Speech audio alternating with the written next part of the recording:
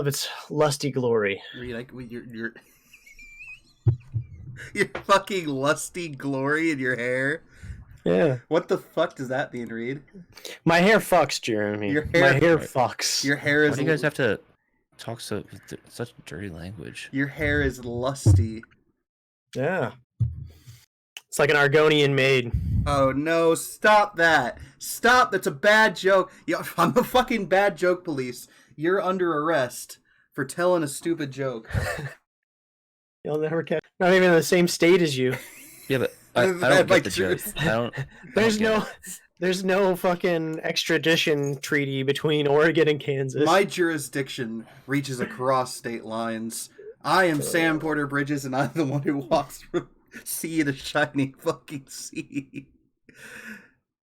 Oh, shit. Right, hey, seriously, guys. Explain the Argonian. No. Hey, guys. Welcome back to the Not Important Gaming Podcast. While the footage is on the fucking... He's on a card. It looks like the beginning of Skyrim. Look at it. It literally looks like the beginning of Skyrim. That is how Skyrim starts. Welcome back to the Not Important Gaming Podcast. I'm your host, as always, Jeremy, and with me are my faithful co-hosts, Reed and Matt. Say hi, boys. Hi, boys. And today we're going to be talking about some big stuff. We're going to be talking about how Death Stranding is literally the best game ever made, and Red Dead Redemption 2 on PC is literally the worst. And those are objective facts. Before we do get started, I want to talk about something very serious. So that's very important. Okay. I just want to say, dope hat, Matt. Dope hat, Matt! Looks Thanks. great. Dope hat, Jeremy. Thanks. I like the sort of like grizzled beard you got going on right now, Matt. It's costume. It's costume makeup. It reminds me of the fucking. Okay, makeup. So I would need like 5 seconds to just go off. Can I do this? Yeah. What's up? I say your facial hair just triggered me. Now that I think about it, reminds me of the fucking new Call of Duty Modern Warfare game, which not very triggering in and of itself. You know, right? I mean, some people obviously upset about whatever the hotel level is.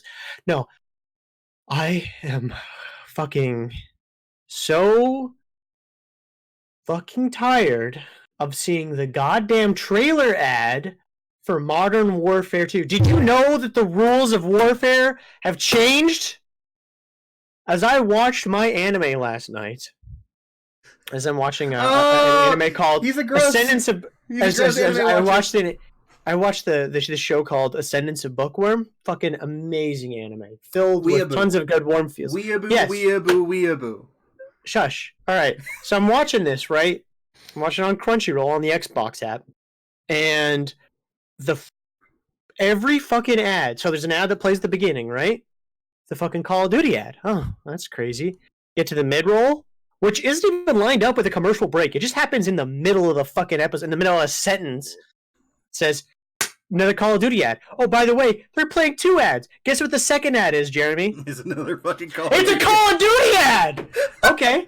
That's great. Get back to that's weird. You know, maybe it's fucking, there's a glitch in the Matrix. Who knows? Haha. Move on. Oh, another mid-roll? Again in the middle of a fucking sentence? Fucking 2 more Call of Duty ads. Fucking, but it happens right before the end of the episode, so it's like you deal with the 2 fucking episodes, because there's some shit's about to happen, you have to see it, but there's only like 30 seconds left of the fucking episode. Then it's just credits. Nobody gives a shit about that. So I have to sit through 2 more fucking commercials for just 30 seconds. But the worst thing is, Jeremy, the show was fucking great. I love the fucking show. Too much, because I started watching the next episode. You know what? First thing I see when I start the next episode, Jeremy? Did you see another Call of Duty? Another Call of Duty ad! With 2 more sets of 2 mid-rolls, with 2 fucking Call of Duty ads. For all fucking 5 episodes! That's 25 Call of Duty trailer ads! Did you know that the rules of warfare have changed? Did you, firstly, can you turn down your gain? Secondly, does that make you want to buy Call of Duty? Yes. Yes, it does. They did their job. No, I'm never going to fucking buy that game as long as I live. I actively discourage anybody from ever purchasing or even thinking about purchasing that game. Or buying Crunchyroll. It's a really, but to be fair though, it is a really good anime. You should really go watch it, especially if you like books like I do. So fair enough. Well, hey, that's at least actually... at least he included you in that conversation. So Jeremy. thank you. My feelings are hurt. This is a good opportunity for us to talk about because we do have some Call of Duty news today. I figure you're already mad at Activision, so why don't you get a little more mad at Activision? Yeah, because you know what the biggest complaint about Black Ops 4 was, right? Yeah, the egregious monetization system. Mm-hmm. Well, they finally fixed it after Modern Warfare came out. They've cut down the monetization for Black Ops 4, finally making it not quite so predatory. We have this tweet here from Treyarch Studios. Big changes are coming to the black market on November 12th. Unlock the weapons of your choice by playing the game. Earn content in the Blackjack shop. See reserve items before acquiring them with the new reserve stack and more. Details at their blog. But Jeremy, this sounds like a great change for them to be doing with the Call of Duties. Yeah, you're right. That would be a great change for them to do. If anybody still fucking played Black Ops. No, this is them squeezing out the last handful of dollars that they can out of the dead game. Yeah. Matt, what do you think about this before we go into like all of the new goodies, all the new details that are going to be on the November Black Market revamp details on the Treyarch blog? My diaper's full in the front and the back. Mm-hmm. What? My diaper's full in the front and the back. No, you see, Matt. That was an I understand what you said. That wasn't a what did you say what? That was a why did you say why did you say what? it's I think that's just, it's a metaphor for Activision. I mean, I heard of from the front to the back, but I don't think that's what they meant in the rap songs, Matt. This is just ridiculous. Let's go ahead and look at this shit though.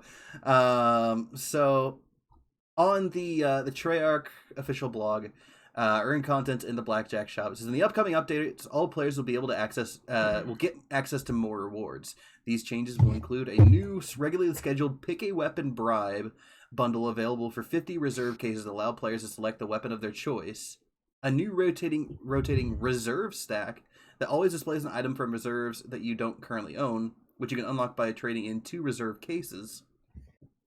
2 new rotating My Deals slots that can be unlocked with reserve cases and will always showcase items you don't currently own.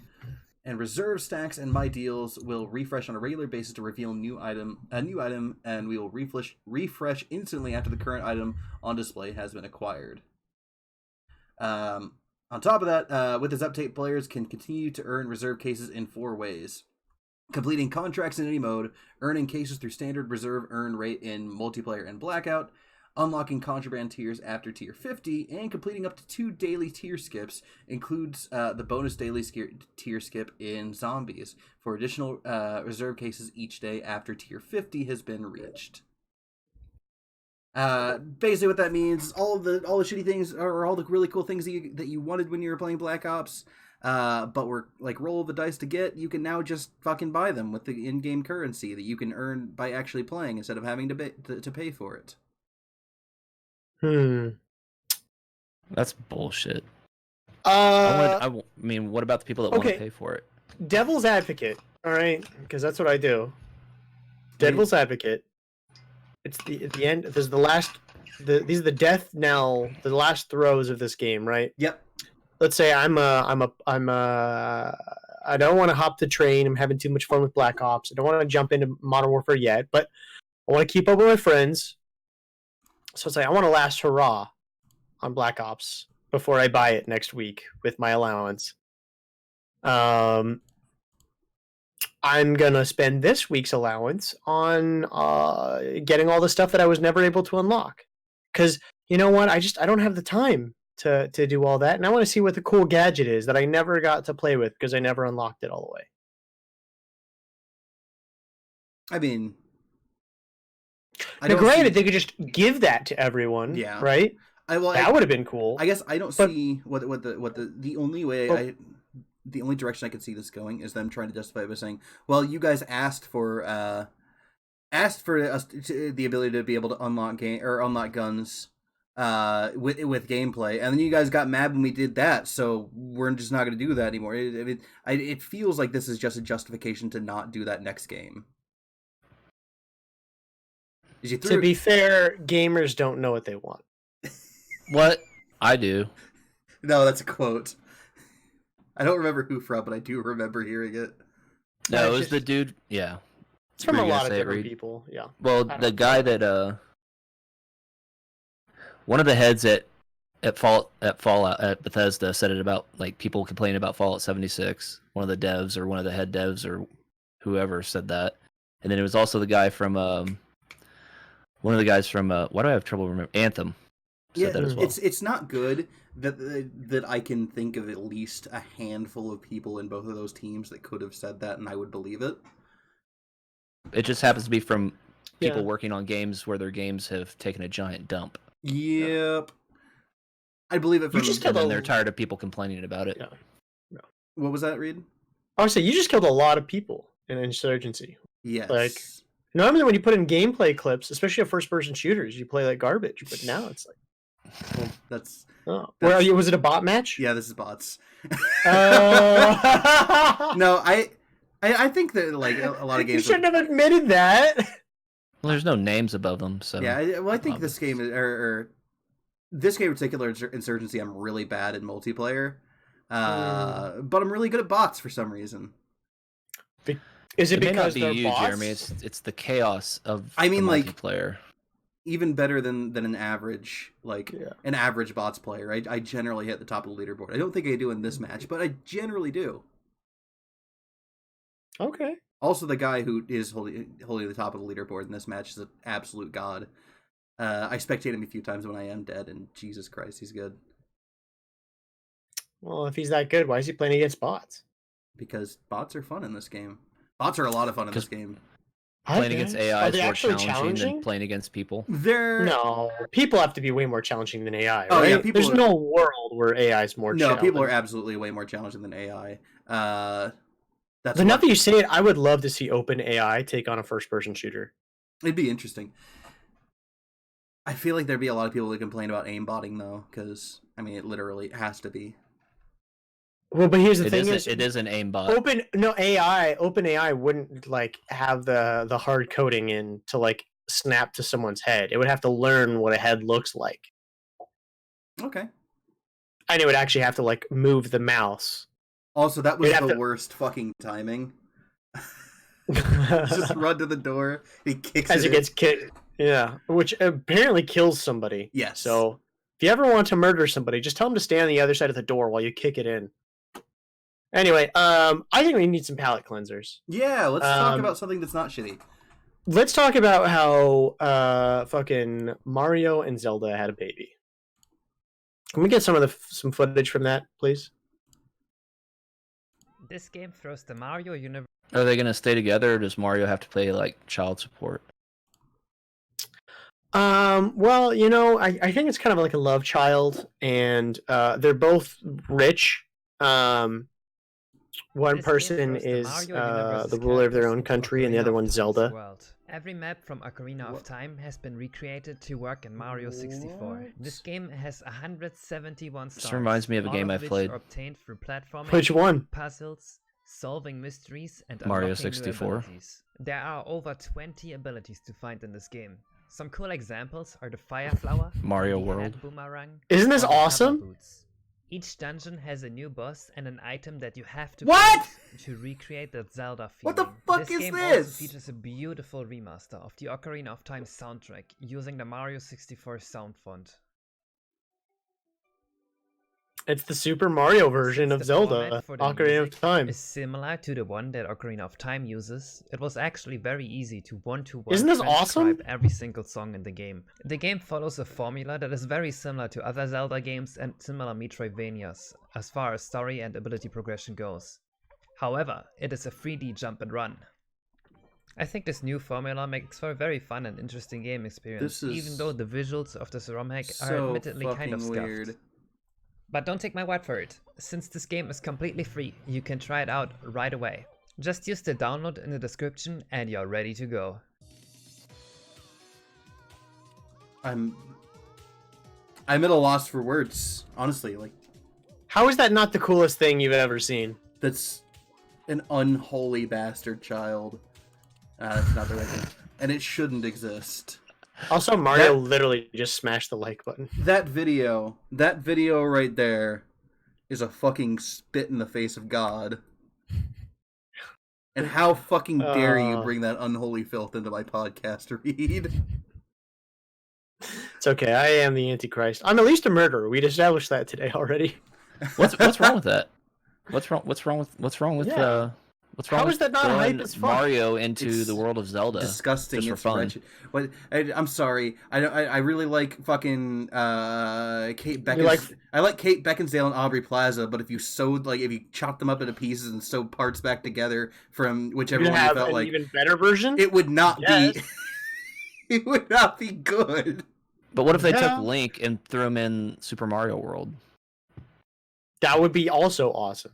Oh, I hate it. I hate it so much. Because you feel like they're not trying hard enough? No, that isn't made by Nintendo. That was made by a fan modder. It's just gross and it makes my skin crawl. I don't know why. I think it's cool as fuck. Ugh. In actual fucking so something that actually is really, really cool, and as we're all VR enthusiasts, as we all hear, you want to click on the Boneworks. They announced the release date for it. Yes, let's have a look at Boneworks. Dude, Boneworks is going to be so fucking revolutionary for a lot of VR stuff, I bet. This is a 6-minute video, so I'll probably just skip around a little bit. Yeah, just skip around. I mean, the date reveal is at the bottom, but it's mostly just again, showing the physics engine that you can just climb on everything and fucking interact with everything. I'm just trying to figure out like what you're supposed to do in this game. There's a story and you progress through it. Oh, okay. I thought maybe it was like... And there's puzzles. It's almost like Half-Life in a way. Like, and this is... I don't know if this is going to be Steam canon or whatnot, but it is kind of... It's partnered with Valve to make this. But it has like it's like halfway Portal, halfway fucking Half-Life. Grab a box, break it, grab the ammo. One really cool part right here, you use fucking ammo as fucking currency. That's cool. Can you use a spent mag as currency though? I don't think so. It's just the ammo itself. So it's kind of like plays into the whole stalker thing. Like here, he actually uses like a digital version of a fucking powered forklift to move shit out of the way. Super cool. Alright, you can skip forward a little bit. Yeah.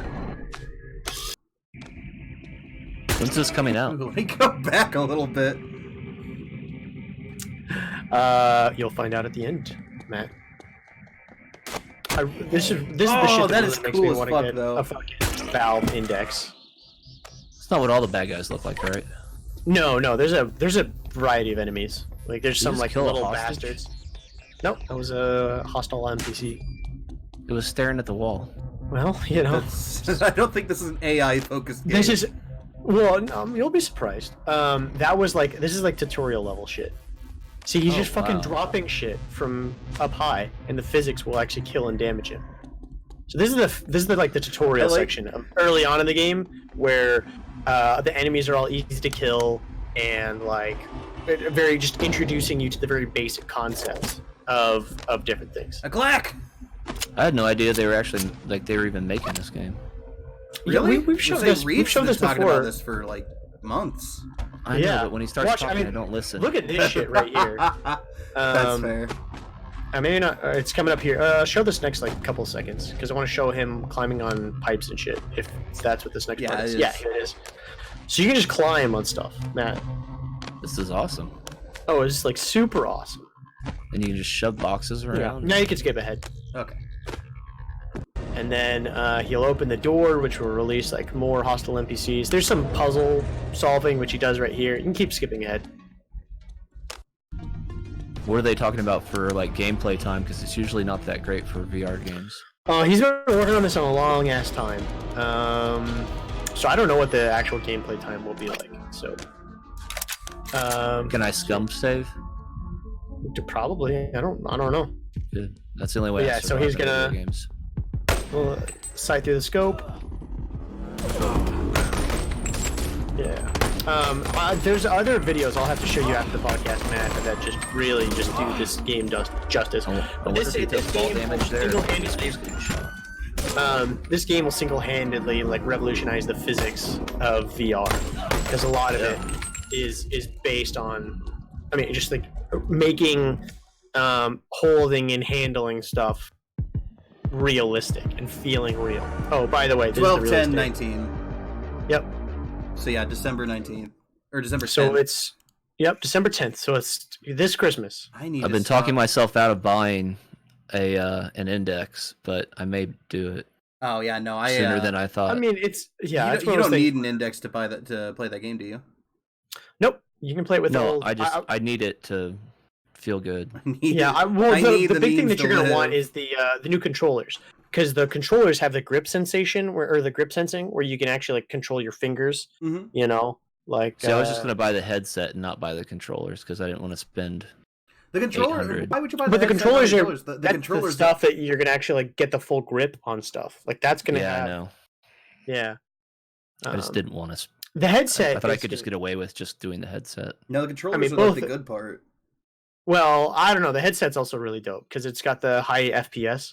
Yeah. I don't have the problem is if I get a Vive Index, I don't have a computer that can run it. So it's like, it's like to make that jump, it's like there's a whole set of circumstances. So that came out yesterday, and that's got me really, really hyped. I fucking love Boneworks. I've been following its development for a while now. And Brandon, he's the guy. Thanks for that. Brandon from Rocket Jump, the Freddie W days. That's like a really cool. God, what a fucking callback, Jesus! But that's what he did, right? So Freddie W went into like movie making, and Brandon was like, "I want to get more into like development." He just didn't like the way, and he went and he did his own thing. So yeah, because I mean that was most of what he did was like the animations and stuff. Anyway, yeah, well, yeah, he made Hover Junkers, and then he made Duck Hunt, which is fucking awesome. Oh, he did make Duck Hunt, didn't he? Yeah, which was a really great game. Yeah, so all in all, super hyped to see what Boneworks is going to be like. It's going to be part puzzler a la Portal and part like physics demo. So it's Half-Life. Yeah, it's basically literally Half-Life. Yeah, with a lot of shooting and whatnot, and there is a story and whatnot. So I'm excited. I loved all the stuff they've made so far. So super cool. Yeah, that definitely looks really cool. All right, gets me pretty excited, but. We need to move on. We need to talk about our next thing here. Age of Empires on Twitter. Jeremy, what gets you excited? What gets me excited? Being alivened. Alivened. Okay, but I mean, is there anything that you're doing nowadays that makes you very happy, or anything that you would rather be doing right now other than being on this podcast? Okay. Scratch that. There's a lot of things. Thank you, Jeremy. I didn't want you to say it, but you did. Death Stranding is literally the best game ever made. Yes, that is the thing. Wow. No, it's not the best game ever made. Is it better than Super Mario Zelda? It is better than Super Mario Zelda because it's not an unholy chimera of two good games. Unholy chimera. That's my new favorite word. I love that. Yeah, it's so I've been playing Death Stranding now for I think we're close to 15 hours now. Yeah, I want to wind it back. What was your journey into Death Stranding? My define journey into Death Stranding. I'm not sure. So just maybe for our audience sake, what is your history? So maybe we should talk about the maybe what I haven't played any of Death Stranding, but I'm fairly familiar with it. But what would you say is at the core of Death Stranding? Is it? I mean, what is it that has brought it so much attention? Where did this come from? It's a combination of two factors. It's at least in my opinion, it's a combination of two factors. It's a combination of Hideo Kojima being a superstar developer. And who is he for people that don't know? Hideo Kojima is the lead director for the entirety of the Metal Gear series, as well as a handful of other games, Police Knots. There's another one that I'm blanking the name on. It's like a sci-fi game where you're like a private investigator. But up until recently, Metal Gear Solid has been his largest claim to fame. He also made the PT demo that everybody lost their fucking minds about a few years back. Yep. What about Metal Gear Solid? I mean, what is Hideo's Hideo. What is Kojima's? Sorry. What is Kojima's influence on the Metal Gear Solid franchise? Why is he special as compared to like any other named video game developer? Because Metal Gear is his brainchild. I mean, it's Kojima is to Metal Gear what Todd Howard is to Skyrim and Fallout 76. He's like, or Da Vinci is to the Mona Lisa. I was not gonna throw that comparison out, but I mean, like honestly, like. But here's the thing: I mean, I think that's a more apt comparison than Todd Howard, right? Because Todd Howard makes games and he does his things, but Kojima isn't as much a game maker as an artist who happens to make games. He uses games as his medium. That's fair. That is a good description. I can see when you say that I agree. That's been kind of Kojima's thing. He's a well-known perfectionist. He's well known for trying to he picks a theme and he runs with it. And his games are always a little weird, always a little out there. Always have some things that like you play and you're like, you either don't get it. I mean, there's a reason that Metal Gear still there are people like debating like plot points. And there's a reason that there are certain games in the Metal Gear franchise that it took fucking like decades for people to be able to like Metal Gear 2. Yeah, the ending of Metal Gear 2, I still don't know what the fuck happened. Let's be honest.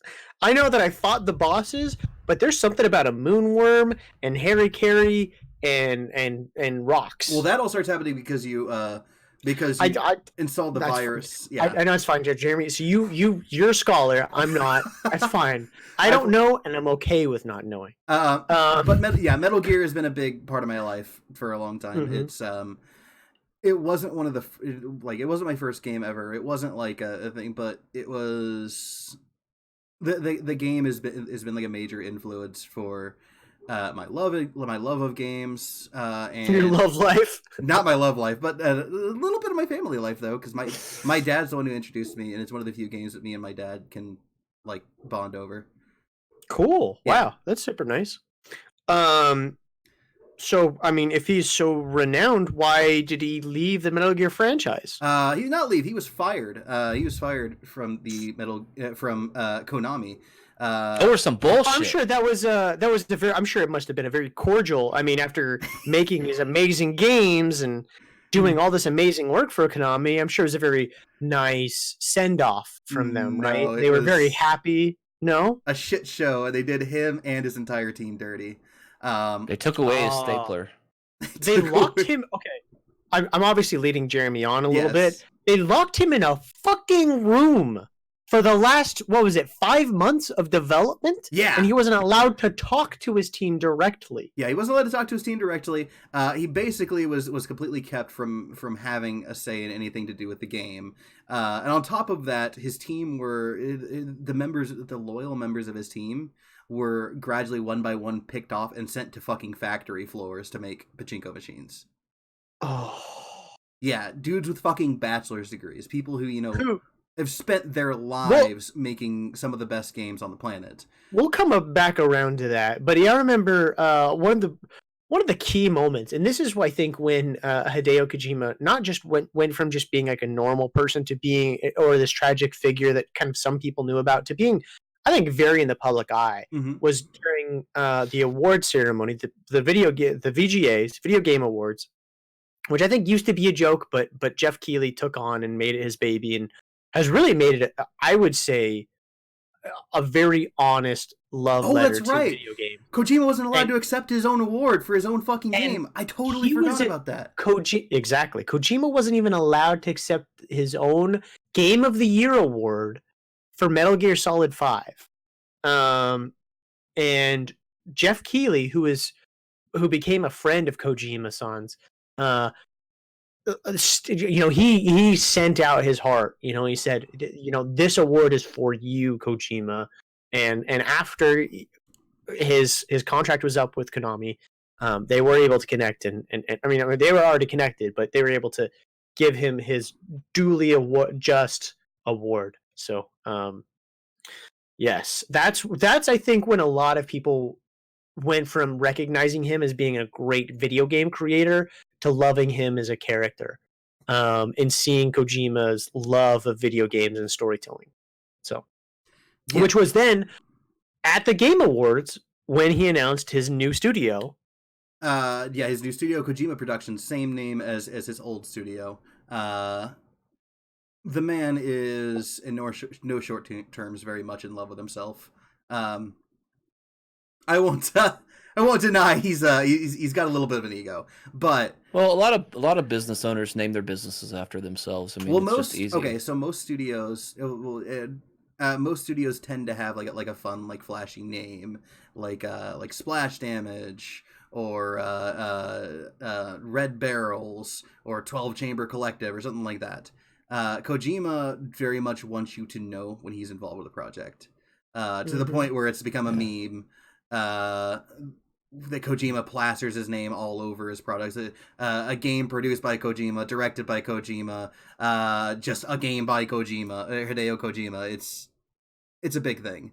Right, but he also did all those things. He did do all these things. I don't think he doesn't deserve the recognition. I don't think he doesn't deserve to brag a little bit. I mean, it's clear that he takes pride in the work that he does. And there's an actor that directs. If they write the movie, they direct it, and they star, and they're in the movie also. I mean, their name's in the credits for all of those positions.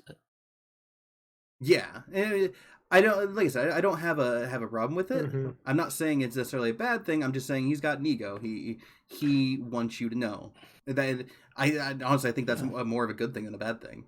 Well, I don't know if I was proud of my product, I'd want to put my name on it too. Yeah, I wouldn't even necessarily say it's ego, right? Like, part of it might be ego, but it's more about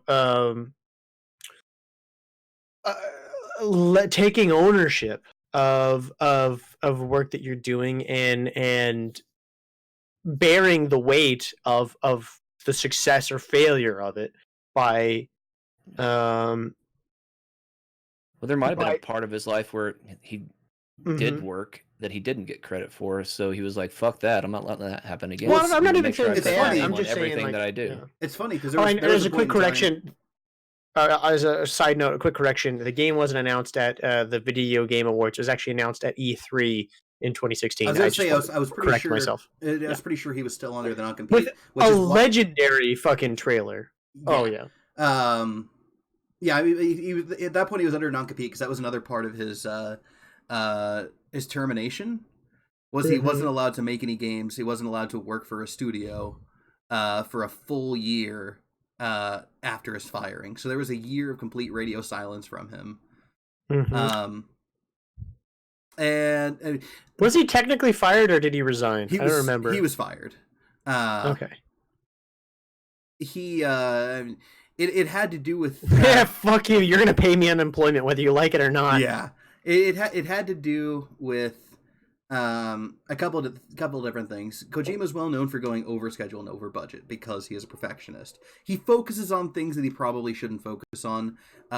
Like in Metal Gear Solid 2, it's the biggest meme in the Metal Gear community that he had an entire team dedicated to making sure that ice cubes melted at the proper temperature at the proper speed. Awesome. I know, it's awesome, and it's like cool technical stuff. But I can understand why, as a producer, you'd be like, "Why are you spending time? Why are you doing this when you should be making the game?"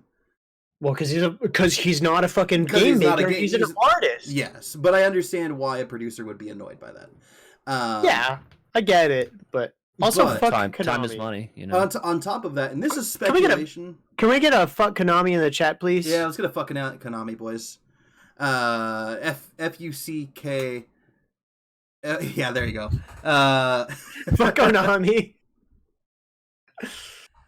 But yeah. I mean, the other thing I think was I have a feeling. I have a feeling that when he made that PT demo, I don't think that he was actually given permission to make that PT demo. I think that he had suggested a Silent Hill game to the higher ups. The higher ups said no, and he went, "Fuck it, I'm going to make I'm gonna make this demo and prove to you that it's gonna be a good game."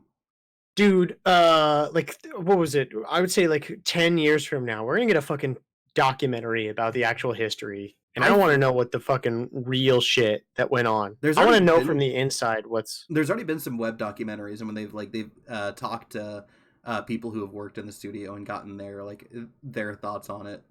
No, but I want to know what actually happened. I want some investigative journalism. No, I agree. I think that'd be really cool. But getting back on topic, so Kojima, excellent developer, made some of the greatest games on the planet. Fight me. Don't even at me. Yeah. Then he drops this fucking trailer in. Well, no, he doesn't. He doesn't drop the trailer. He makes PT, gets fired. PT gets unfucking person from the entire internet. Konami does everything in their power to make this game disappear. They fire him. They systematically remove anybody who is loyal to Kojima from his studios. And then they hit him with a non-compete. So for a year, Kojima is dead silent. Doesn't say a goddamn word on Twitter. Doesn't say like, "Hey, I'm working on any new projects." And he just shows up at E3. It's like, "This is Death Stranding. This is my new game." That's what he was doing for that year. People, well, I mean, I don't think he could. Probably longer than that. Probably longer than that. But they show this like really like terrifying trailer of dudes getting attacked by these weird ghost things. No, they weren't even attacked. No, this is the beach trailer. Oh yeah, it is the beach trailer. Shit, I forgot that was the first one. Yeah, what was the song that played in it? Low Roar. It was Low Roar. Yes. Well, the band was Low Roar. I'll Keep Coming. The song was I'll Keep Coming. And that got me to buy that album, by the way. Dude, that's such a good. I mean, that's one of my favorite. We use that for ambiance in D&D all the time. Mm-hmm. Love that shit. I need to start bringing that back. But that also had some weird, like, what the fuck of Kojima, like, all over it. Yeah, like that. The biggest thing. It became a meme at that point, right? Yeah. The biggest thing was that they had like a not like a press thing, just a brief video recorded with, I believe it was the CEO of Sony and Kojima, and they sat down and the CEO of Sony went, "We have hired Kojima-san to make us a game." And he turns to Kojima and says, "We have we have three things to say to you. You have an unlimited budget. You have unlimited time. All you have to do is make the game that you want to make." And people went fucking nuts. This is why Sony are goddamn masterminds of PR, right? Oh, yeah. Because they basically said, they took the evilness of Konami and they made themselves out to be saints. Like, we are such bastions for artistic creation and gaming that we will stand up for what is right. Like, they did the equivalent of fucking unbanning Blitzchung. Yep. You know? Which I think we have... Oh, we do have something about that. We'll come back to it. I need to add like a note to that because somebody... I think it was Jeff Kaplan said something about it. Yeah. But yeah, we'll talk about that when we get to that. But yes. So good for Sony. I mean, for bankrolling this project. I think they had to know it was going to sell. They had to know it was going to be huge. Oh, yeah. I mean, like, how could you... I mean, yeah, because, I mean, not only that, it's like, what? They saw how many fucking units fucking Metal Gear 5 sold. Oh, so, yeah, there's no way. So this game, for God, what was it? 4 years, 5 years? Mm-hmm. I want to say it was 5 years. It might have been longer. I've gone through 3 fucking colleges, 3 separate colleges since the time that since the time that this game was announced. I wrote a paper about this and about the first trailer as one of my English assignments when I was going to ITT Tech. Oh, really? Yeah. Back before ITT Tech died? Yeah, before ITT Tech died, I wrote because we had to do like an advertisement analysis paper. So I broke down the entire trailer from front to back. Good for dude. Yeah, good luck. I still don't understand. Oh yeah, no, that was a fucking. You play the game, and I bet you still don't. Yeah, understand. a lot of it is made a lot more clear. Yeah, the story informs you. I've watched like 4 hours of gameplay so far from the beginning. Oh, Yeah. really? So things have been made a lot more clear now that you're starting to play, and that was kind of what I figured was that a lot of it was going to be like, I mean, you had to at least have a basic understanding of what you're doing, right? Otherwise, how could you play the game? Yeah. But yeah, so the game finally releases this Friday. As a matter of fact, I took off of work specifically to play this, unless of course my boss is watching, in which case I am horribly ill. I've been throwing up for hours. Definitely not playing any video games. After watching the first 4 hours, Reed, I could say that I think you would really like the game. I'd probably. The story, the writing for the story is fantastic. But I want to talk about the critical reception. Which, yeah, I was going to say, so the game's out. They actually released the game to reviewers early. Yes. People have been playing it for a while now. And reviewers gave a very polarizing score. Mm-hmm. There were some people who said it was like a 9 out of 10. I think there was like a couple of outlets that gave it a 10 out of 10. And a few that gave them like 3s out of 10s, 3.5s out of 10s. Really, really low scores. We kind of knew that was going to happen, though. Because there was the people out there that were expecting a Metal Gear. And it's created... Well, it's funny because it's created this whole like cult of hate surrounding the game. There's a whole lot of people. Anytime you go on Reddit and you see anything outside of the Death Stranding subreddit, like on gaming or games or anything else video game related, anytime Death Stranding is brought up, there's a whole bunch of people going, "It's literally shit. It's just a walking simulator." Blah blah blah. It's like, my dude, you haven't even fucking played the game. To be fair, you're in one. You're very firmly in one camp, and you're very biased. No, you're right, but we're talking about people who haven't played the game, who all they've seen. No, I'm not. I'm saying that they are also being unfair, and they are also very biased. They're also deeply in one camp. Reed, what are you saying? Well, I'm just saying that. You're just saying I you know what I'm saying. You know what I mean? Yeah, I'm just saying what I'm saying. No, what I'm saying is that. No, I'm saying. I'm saying that there are critiques out there that are probably very valid. There are, and I'll address those. But there's a whole lot of people who are saying it's just super boring. All you do is walk around in an empty. I mean, and it's such a reductive description of what the game actually is. Absolutely. But it may be a balance for the people that are doing the same thing in the positive aspect of like just loving it because it's Kojima. I don't think that's why people are doing that. I mean, Well, no, I'm not saying that's why, but it's some people though. In the balance of the universe, I mean, some people are Kojima loyalists, an opposite right? of something. Well, no, I think there's a lot of people who, you know, Reed brought this up before, and I think there is a bit of a hate mob surrounding Kojima because he is kind of an internet golden boy. Well, just people like to be contrarians, right? Like that's just the fucking internet age that we live in. If something's popular, for 100 people that like something, there's going to be fucking 5 that pop up that just want to shit on it because it's popular. God, if we only knew a contrarian. I think that's all of us, Matt. I think that's every single one of us. I don't think Matt's a contrarian, actually. You don't think so? Matt's just a happy little boy out in the gaming world who just likes to find his way. He's the. I think you are a contrarian in certain regards, and then I like to play devil's advocate, so I'm not a contrarian. So, Jeremy, you're a contrarian. You're the only one here. So, go get in your little contrarian birdcage. Yeah, you bird. Yeah. What? For canarians. Oh, that's a terrible fucking joke, Matt. It's awful, and I love it. I will it was meant to be awful. Please continue. But yeah, so the game, like I said, there's been like a kind of a cult of hate surrounding it, in my opinion. And And obviously, yes, I am biased. I won't deny my bias.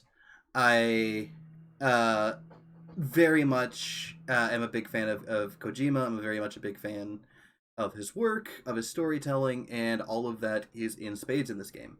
I think there's a good chance to finally talk about the game and what it is and what it is not. Yeah. I heard if you flash your bias, that it'll make it work better. Well, I'm admitting my bias, but let's talk about what it is because I've seen a lot of the reviews. An overwhelming majority of the reviews were 9 out of 10s, with the caveat that this game is absolutely not for everyone. Yeah, my first question, Jeremy. Mm-hmm. So Hideo Kojima is some might say infamous for weird, nonsensical stories. Nonsensical. Yeah. I mean, look at the fucking first Death Stranding trailer. Tell me how you could derive any meaning from that.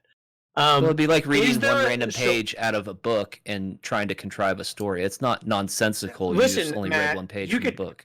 You could read a page and it'll make a goddamn way more sense than what you see in that first Death Stranding trailer.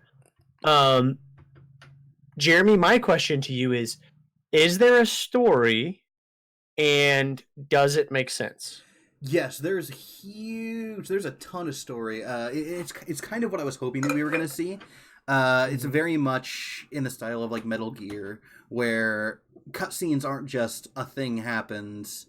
A thing happens and there's a massive info dump. That's kind of Kojima's style, like his writing style. Is when he has a thing that's going on in his game, he wants you to know exactly how it works. So it's a little bit less of a show don't tell and more of just a tell and then tell more. Yes, exactly. How long is that game trailer? 5 minutes? Yeah, the trailer is less than that. Less than that, yeah. But the in-game cinematics are how long? But yeah, no, the intro. We pull up any movie and watch in the middle of the movie and watch 5 minutes, and then you're not gonna know what the hell the movie's about. I'll tell you what, though, Matt. I can guarantee you that we're gonna remember this. All right, let's put a pin in this, Jeremy. Okay, we're gonna do this next week. This is gonna be a segment. I swear to God. Matt's gonna pick any movie, any 5 minutes of any movie or any book, or book. How about Dante's Inferno? We'll turn it to the very middle page. I've read it. I've read it. So right. You can't do that. Right. But pick anything that I haven't seen before. Pick anything in the middle, and I guarantee you I'll understand more than what the trailer. This is gonna be a segment. I swear Atlas Shrugged. I've never read it. Perfect. 1984. I've read that. Oh. Any movie or any Atlas Shrugged movie? Maybe not. There could be. But you will do both. We're gonna do a book and we're gonna do a movie. You pick one page out of a book, which is more than 5 minutes. You said randomly. All right. You pick it randomly, and I guarantee you, I will make guesses based on what I see there. You could have made guesses based on Death Stranding's gameplay trailer. My point is what the fuck am I supposed to make of a fucking ghost oil baby and fucking tentacles and whatever the fuck is hanging in the sky of that beginning trailer? This is getting so far out of... Yeah, you know what you've done, Reed? You've made me go for the potato chips. No, don't fucking open up potato chips in the middle of my fucking podcast, you goddamn fucking ingrate. I hate you. I fucking hate you. You ruined my audio. At least you didn't eat into the microphone. That would have been fucking disgusting. Okay. Okay, so there's a story. I agree with Reed. And it actually makes sense, though, right? Like, when you get into the game, things get explained, and it's not all just... Because even the trailers that came after the opening trailer, I think all the way up until the game's release, people were still asking, what the fuck?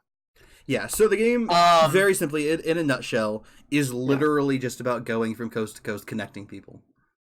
Yes. I don't want to spoil too much more, because I think part of the charm of the game is really uncovering it, right? Yes.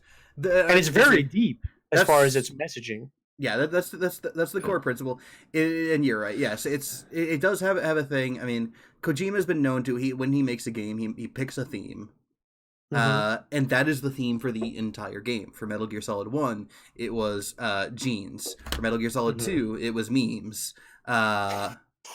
Not the lol funny pictures on the internet memes. The actual like. I thought it was Revengeance. No, so Revengeance as well. Memes. The Revengeance as well, but that was not Kojima's game. Yeah. So basically, I'm gonna watch all of the gameplay from start of the game to finish. Somebody streaming it, so I can, because I'm not gonna wait till next year to try and like experience the game for myself. I want to know. I want to know. Come over to my place, And man. so- You play it so on our far- PlayStation. So far, I've watched like 4 hours of story gameplay, and for those of you that are hesitant about playing it, my recommendation is if you like games with good stories like Outer Worlds or Fallout New Vegas. I wish you had footage here to show us. Jeremy. No. It's a fantastic story. It's Can we so maybe well-written, throw and up it's some Death really Stranding good. gameplay? I'll find some gameplay. Okay. Yeah, I honestly I wouldn't recommend people the game just based on the story because No, but for me, that's what I love about like games with No, that's- stories. Like that's- I'm a that's fair. story. I love the story. especially in comparison to something like the Outer World, which is very combat focused. There is not a lot of combat. Now, this is the thing. I'm Link just in the comparing Discord, like Jeremy. I'm just saying good games with good stories. This is another complaint that I've heard. Also in the where did- dock here in a where did you second. post it? Okay. It's in the Discord, but I'm putting it at the top of the dock. Please do that. Okay. One of the biggest things that I hear people say is, "Oh, there's no, there's no combat. All you do is just walk around to places, and that's it." And that's Not true. That's absolutely not been my experience at all. It's What are we diametrically watching false. right now, Jeremy? This is Mad Max, or not Mad Max, Max Payne 3. I know that. but, Mad like, what Max. are we watching right now? What on are the we- screen? Like, Yeah, that's is he in a brothel? yes. It's a strip club brothel. I just saw at least like 8 people having sex. Yep. That's because he's in the slums. This is the second half of Death Stranding. it took an interesting turn. No, this is towards the end of this is about the halfway point in Max Payne 3. It was only when I finally understood the metaphor of the payphone that I really quite got what he was going for. where he's trying to find the girl that he lost at the beginning of the game, and he's tracked her down to this favela. And The metaphor of time slowing down for representing time wasted on whatnot is really quite the thing. time wasted. Do you see the link, Jeremy? Because as much as I'm in Yes. fun, I have it pulled up. Matt asked the question, so I was trying to answer it. Yeah. Also, also TOS maybe. I don't maybe. know. Yeah, here's some Death Stranding. So there is a lot of walking. I'm not going to deny that. It's My God, how many packages are you hauling, you greedy bastard? that's pretty standard for the point that I'm at. Carrying this many packages. Now, is this are you trying to do this so that you don't have to take 2 trips? Or are you just trying to cram it all in one? So you have to. You that's not just honestly. There's probably only like 2 packages in that entire bundle that are his actual. That's the actual delivery. What's the rest of it? The rest of it is equipment. It's For what? Ladders, climbing ropes, guns, repair spray, the PPC. I think it's called PPC. That you use to So like create. This is structures and This stuff. is over prepping. Okay. No, this isn't over prepping. That's a No, That's a this is reasonable really amount. He's got like a phallic device on his back. It's like a giant phallic. This is not over prepping. This is It's a metaphor for how you're going to get fucked trying to walk from point A to point B. this is a very reasonable amount of gear for a long trip. Or even a medium length trip. This is like if he had a bad Doesn't run, it throw your balance off trying to transverse shit? Yes. Oh, Yeah, yep, and you'll definitely. There you absolutely go. lose You your balance unicorns. in fucking that's yeah, the- you'll lose balance, and you can even wipe the fuck out, eat shit, and spill your shit everywhere. yeah, and that's kind of the big thing is we talked about. I think a lot of people were expecting like death to be the end, the fail state for the game, and death is a fail state for the game, but it's not a very common one. Jeremy pulling out his fucking game development knowledge, The his fucking lingo. fail state meaning what like how you would like lose, how you would do poorly in a specific mission.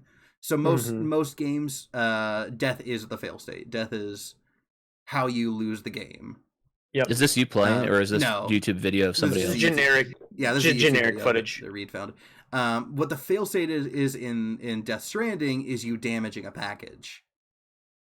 Which can happen in what ways, Jeremy? You don't get as many likes or tripping. something, right? Yeah, you don't get as many. You don't get any likes if you bring a damaged package in.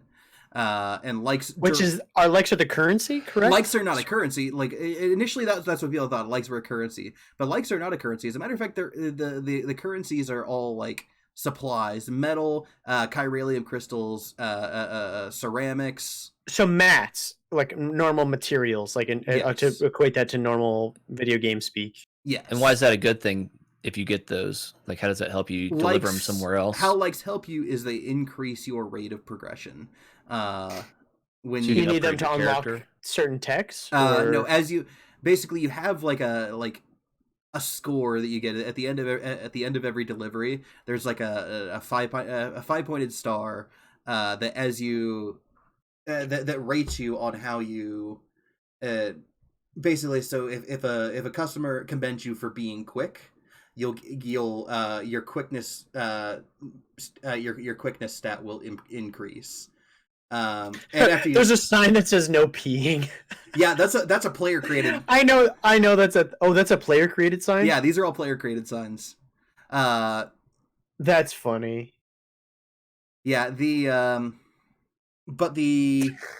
sorry, I got sidetracked. So no, it's funny. It's a cool thing that I love about this game. We'll get to that here in a second. If you raise your quickness stat enough, it'll reach it reaches the end of the star. I actually don't know because my deliveries tend to not be super quick, but I do get really good scores on my package condition stat.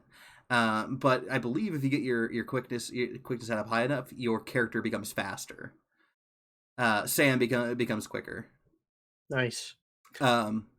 Meanwhile, so that's what likes basically increase the amount that one point would actually like translate to filling up your meter. So the more likes you have, the more skill you you accrue per delivery. That's yeah. So there's a stat system. There are a lot of heavy RPG elements to this, right? Not heavy RPG. This star right here, like medium RPG elements as far as like speed, carry weight, and things like that. Yeah, it's I was wondering about that. So it's this star right here, and the stats are delivery time, delivery volume, miscellaneous, cargo condition, and bridge link.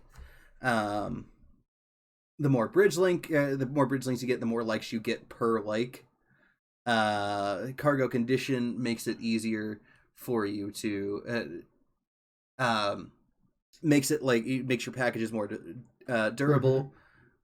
Miscellaneous does a whole bunch of different stuff. It depends on the level that you reach. Delivery volume increases your carry weight, and delivery time makes you faster. So, like, do you pick like a standard? Like, is there like, do you level up as the game progresses to where you get more points to spend? You don't spend them. This is what you get from they're your implicitly likes. gained. Yeah, they're gained based off of the quality of your delivery. Okay. And do you get like points when you first start out in the very beginning of the game? Nope, it's all flat out 0 at the beginning of the game. Okay.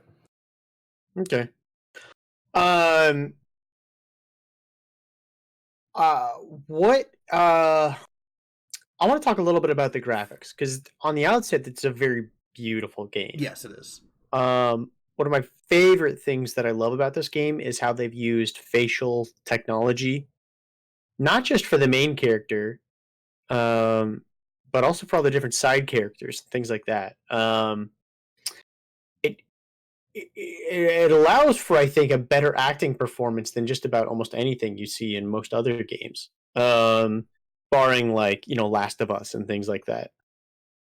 Yep, I mean, I agree. I think I like to think they took some inspiration from what is the name of the game? The Hellblade: Senua's Sacrifice. I'd like to think they took a lot of inspiration from the technology used in that. Mm-hmm. Yeah. Because the Hellblade technologies were fucking amazing. Those like army men with yeah, he plastic BTs. Yeah, so as you progress and you hit like major story beats, you'll get little like army men figures of those story beats. So every time there's like a big encounter, so like the first one you get at the beginning of the game is that truck with the BTs around it, because there's a scene where you're in like a truck being chased by BTs. Yeah.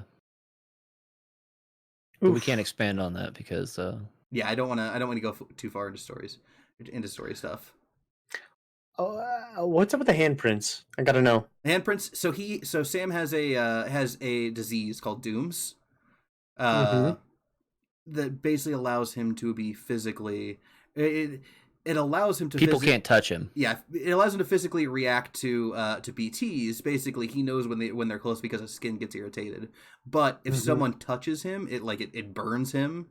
And leaves like a physical mark behind. So those are those are like scars of the people who have touched him. Yeah, so it's like a big thing. Since the game is all about connecting, but Sam literally can't touch. So is that people. Why?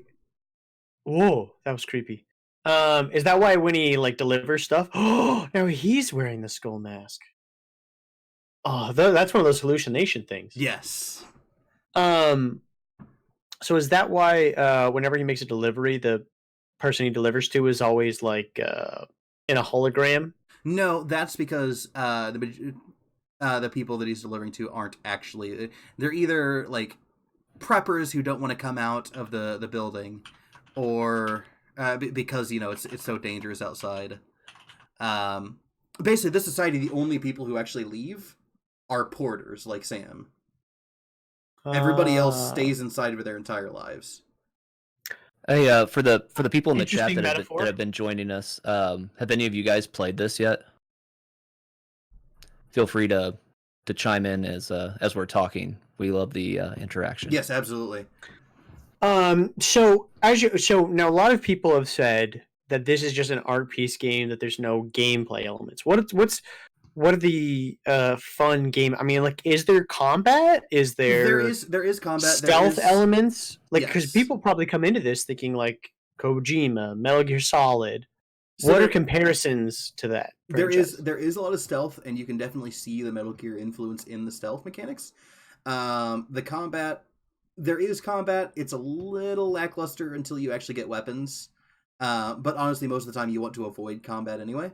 The biggest thing, though, and what I didn't think I was gonna find fun, but it's really been one of those things where you just kind of get into a rhythm, is the actual like balancing mechanics, because you're going to end up losing your balance several times. I saw there was a meme on the on the Death Stranding subreddit. Somebody posted, his girlfriend texted him and was like, "Hey, how's the game, babe?"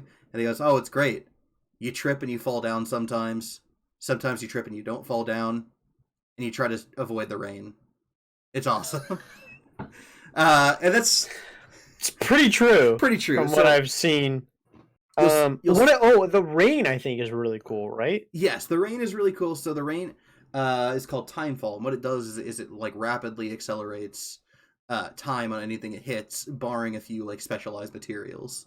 Sam's Sam's like outfits are made out of this material. His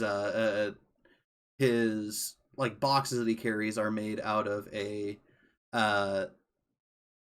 like some kind of material. Resistant. Yeah, it's resistant. Like it's resistant but not impervious. Yes. So I have a question. This is kind of a broad question about the game. Do you think after the story is over, you complete the main story, how much continued playability is there for this? Are there like lots of side missions and stuff that are going to pop up, or that have already popped up for you? So there's not a ton of side missions. There's really only one mission in the game, and it's deliver X to point, or X from A to point B. It's right, but that stuff's will that be sewn into the main story, right? That stuff's sewn into the main story, right? So you're doing this stuff because of stuff you have to do for the main story, right? No. There's also like side deliveries. Basically, there's two categories of deliveries that Sam can actually deliver. There's actual like deliveries by name. Wow, this guy just ate shit. Damn. And those are the like the story and the important ones. Okay. And there's I just didn't know if you see yourself doing multiple playthroughs, like sometimes with RPGs, you build your character a certain way. Is this like that for you? No, you're not gonna do you're not gonna do character builds. You're not gonna, I'm gonna. I mean, apart from maybe some like challenge modes, like no power, no strength skeleton or no speed skeleton or something like that, or no bite. Dude, I love a small aside. I love the small little details. So as he's like trying to rock the baby and get it to calm down, his little sensor thing turns into like one of those mobiles. Yeah. Oh, that's just the attention to detail in this game is so good.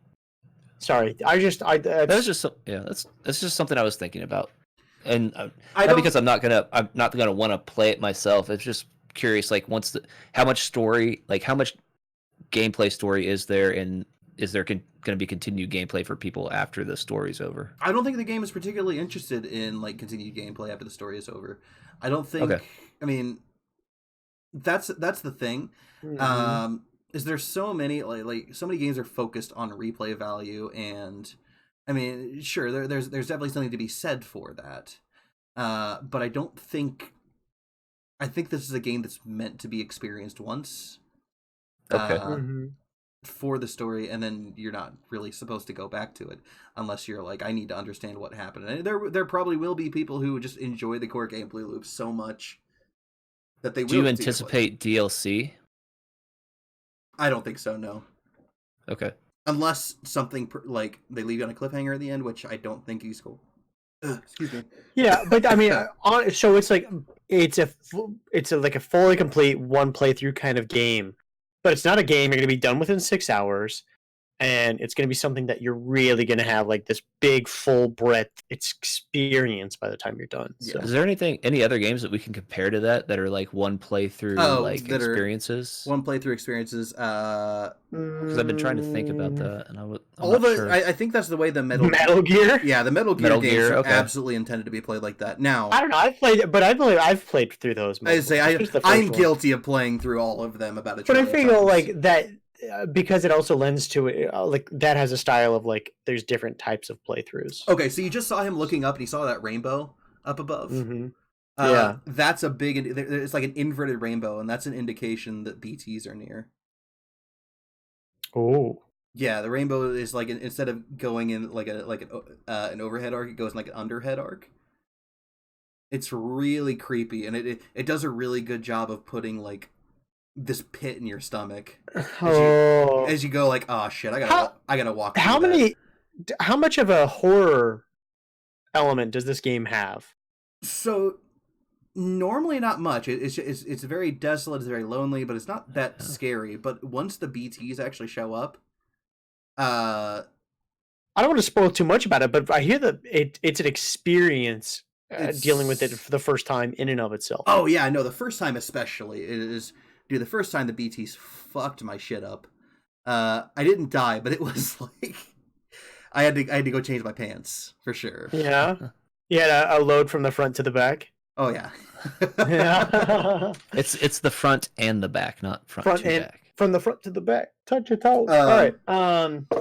So with all this, I do want to say there are some criticisms that I've heard, and I want to run these by you as a sworn Kojima fanboy and full Death Stranding apologist. Before you ask, Jeremy, how many hours of gameplay do you have so far? It's close to 15 now. Okay, go ahead. 15. I just wanted to get that in my head before you start asking. The menus I hear are a bit tedious and inconsistent. So some of them you have to do like a full long press, like just dealing with sorting through all the different menus, and some of them it's has slightly different design mechanics. So there's like some design shortcomings. Yes, with the menus. I can see that complaint. That makes sense. My complaint isn't with the menus being inconsistent or tedious. However, my complaints are with the text being so goddamn small. Okay. Because all the text in the Which game, you can't adjust? yeah, no, you can't adjust it, and the text is fucking tiny. Okay. So you do kind of get into this point where you have to like stop and look and see what you're looking at and figure out, okay, this goes here. This goes to this person. This is this item. Yeah, it is a whole thing, and it's honestly, in my opinion, my least favorite thing about the game is the text size. Another complaint that a lot of buttons are very context sensitive, and sometimes they will be used for multiple buttons. And so sometimes you'll be in situations where you'll run up and suddenly all these different prompts come up for all these different button presses, and you're like trying to pick up, like you're trying to pull out a grenade to throw it at a giant Cthulhu monster, but instead you're just like changing your gun position or things like that. Is that something you've encountered? So that specific example, no, I haven't had that happen. But one of the big ones, I mean, things similar to that. One of the big ones that I have is that the actual like interaction range for objects is a little small sometimes. So you'll go up and you'll think that like, okay, I'm going to access this terminal with the square button because that's that's the button that you use to like access a terminal. And instead of access the terminal, you punch the fucking side of the because square is the punch button. Because square is also the punch button. Thank God it's not an NPC that you're just clocking their day. Yeah. Right. And then another criticism as far as gameplay goes, and this isn't even like a criticism about the gameplay or whatnot, but or a criticism about the game itself. But if you're moving, sometimes your game will be committed to several frames of an animation. So like you'll be in a position, you're like, don't walk off the cliff. You move to the right and you start moving to the left, and then you're like, don't walk off the cliff, and then you walk off the cliff. Is that clunkiness with the animations and the movement? Have you experienced any of that? I've experienced what they're talking about, but in my opinion, that's not clunkiness with the animation of the movement. That's the fact that Sam has actual momentum. He's not. Okay. Yeah, he's not like a normal video game character where the second you let go of the thumbstick, he immediately stops. Yeah, the weight shifts. It pulls him. Yeah, weight shifts, and you have to keep.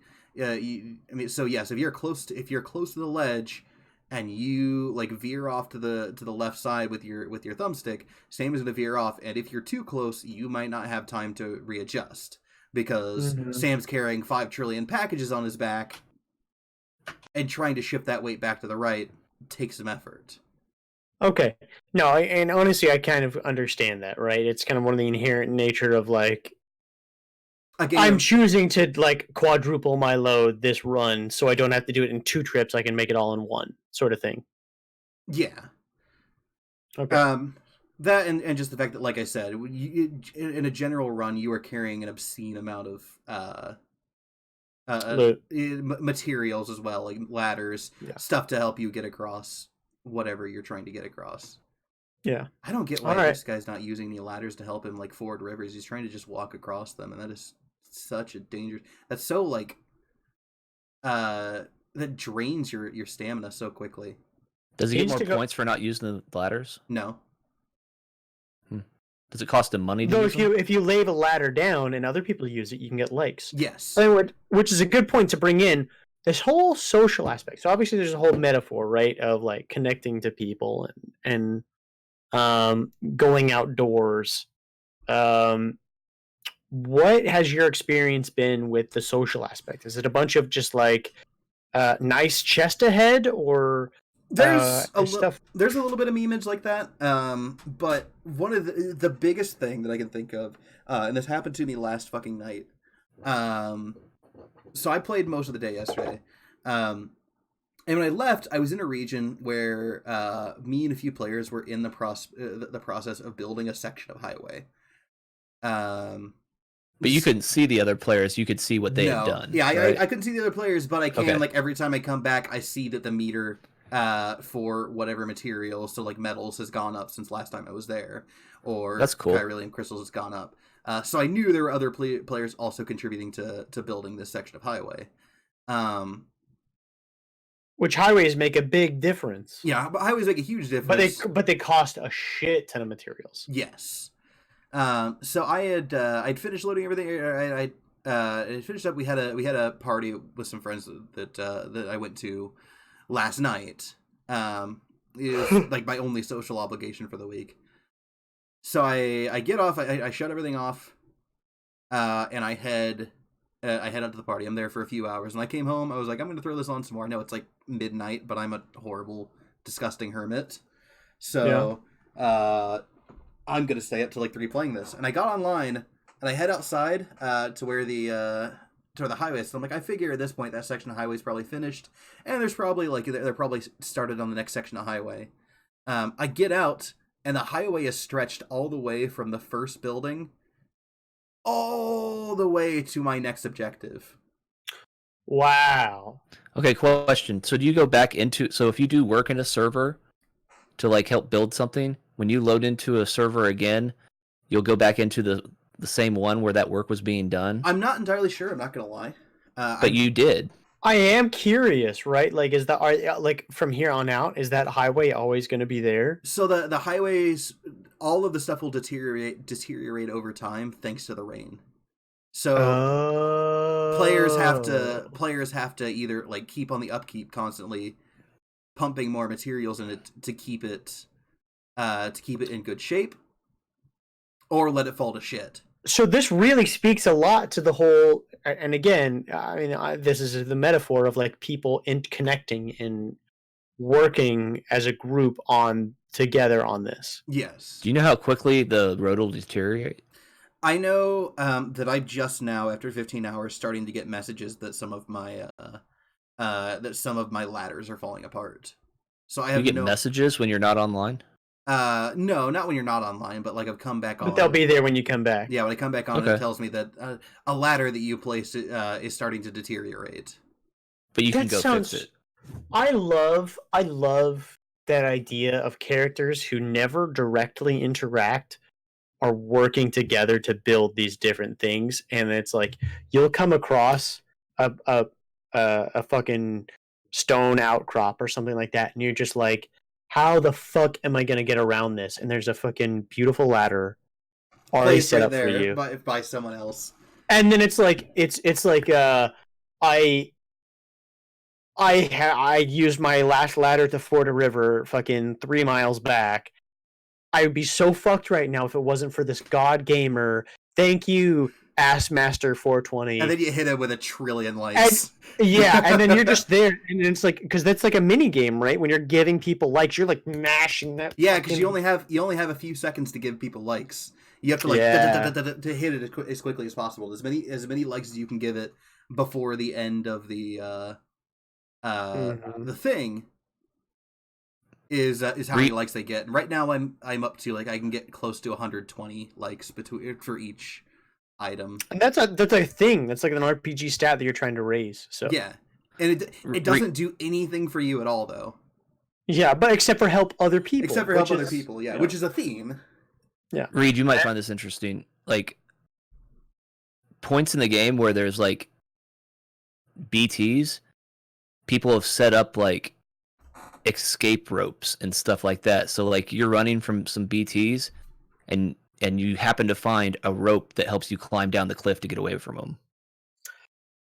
God gamer, thank you, Assmaster 420. Yeah, I remember laying out because I got into a bad situation with some BTs like inside a ruined city, and there were walls around the city. And I got caught, and I'm running away from these BTs, and I'm running along the side of the wall like, fuck, I'm not gonna get away from these things. I'm gonna have to fight big ass motherfucker, aren't I? I'm sprinting, and right up at the edge of the wall, I see that's a ladder. That's a fucking ladder. Oh, that somebody had left for you? Yeah, that somebody else had left out, probably from them trying to get out. That's awesome. And I fucking scramble up the ladder and get out, and I'm like, woo! Made it, boy. I really want to see this game being played. So all in all, right? So it's like the gameplay loop might not appeal to everyone, especially maybe like the more action fanatics of the Metal Gear Solid franchise, but for anybody else, this sounds like, I mean, especially if you're interested in like a great story piece, this sounds like a really great game at its core. Oh, absolutely. I think for the people that are looking at it like, oh, get this package, go here, build a ladder, ford a river, do it again. I feel like it says something about the story connects you to what you're doing, and it makes you personally involved in it. So it's not just that blanket blahness. I feel like there's a lot of like it goes to show that a lot of the way gamers are conditioned now from the way games are from the way the games are made. Because one of the big complaints I hear is that you don't actually get anything for doing, like when you deliver a package, you don't get like a reward or anything. You just get likes. Because they're used to grinding for loot. But it's those things where the game, all these it's not about getting rewards. It's not about, you know, getting a new gun or blah blah blah. And sometimes you do get that stuff, but it's about helping people. And it's about the satisfaction of doing good for other people. I know that sounds this doesn't spoil anything, but the story is very much about that. Yeah, it's as corny as that sounds. I mean, that's like the game is about giving, not about taking. Go ahead. Say, and that seems to be like kind of a major thing with the gaming communities. They're so used to, I did this mission, I should get gold. And that's just not this kind of game. No, you did the mission. You should be thankful that you survived it and that you're alive. You did this mission. You should feel good that you have helped somebody and improved it and improved their life. Now, I think the big question, Jeremy, that people want to ask is, does this game live up to the hype? It's one of the most hyped games of all time. I don't know yet. And that's the thing, is it's going to take. Right now, I'm thoroughly enjoying it. Okay. But it's not a definite no. Yes, it's definitely not a no, but it's not a yes. It's like a maybe. It's a pretty solid maybe. It has, but there's a lot of hype for it to live up to. There's a ton of hype. The game absolutely, from my experience so far, has the potential to live up to that hype, but I need to see more of it. I need to know where the story is going, because there's so many things going on, and there's so many interesting like plots that are going on. Like there's like, you know, terrorists who are trying to use BTs to destroy the world, and there's you know, a character who's like tied in that, and she's you know, she ended up getting screwed over by this terrorist because she didn't realize they were terrorists at the time. Spoilers. Mm-hmm. I mean, yeah, it's I'm not. It's all out of context, so it's like until you realize that you're not. Yeah. Meanwhile, like there's whole stuff with like one character who's attached directly to the beach, which is the afterlife. It's basically when you die, you go to a place called the beach. Life's a beach. Yeah, so like that's a big thing. And then there's questions about because all of the weapons that hurt BTs are made from Sam's blood. So it's like, why his urine and his urine, basically all of his bodily fluids. And it's like, why does his body specifically do all these things? There's so many like interesting subplots that I have yet to figure out. Mm-hmm. My next and probably most important question: how much damage does his jizz do? There's no jizz bomb, unfortunately. There's blood bombs. Not yet. DLC. There's Makes blood sense. bombs. There's shit bombs. There's shower water bombs. There's no jizz bomb though. The shower water bomb is the one that I'm like, hold up, how does that work? Why do you have to go there with the inappropriateness? All right, you got to hit him with that gamer girl bathwater, I guess. All right, Matt, what do you think about Death Stranding? So far, from what I've watched, I've only watched like 4 hours of gameplay, which is not nearly as much as Jeremy's experience. But my experience watching the gameplay was really good. I really enjoyed it, but I'm one of those people that I enjoy a good story in a game more than I sometimes enjoy the actual gameplay. Yeah. And so far, like the story, I think is fantastic, and the gameplay looks pretty good too. I was gonna say, I'm not gonna lie. The idea of watching this game, like watching someone else play this game, sounds fucking dreadful. Because it's not a very visually stimulating game, at least in my opinion. I really enjoyed it. Like I didn't have any problem with like getting bored. Like it's probably very relaxing. Like you could fall asleep to it. Oh, it's like ASMR. Incredibly it was relaxing. not relaxing at all.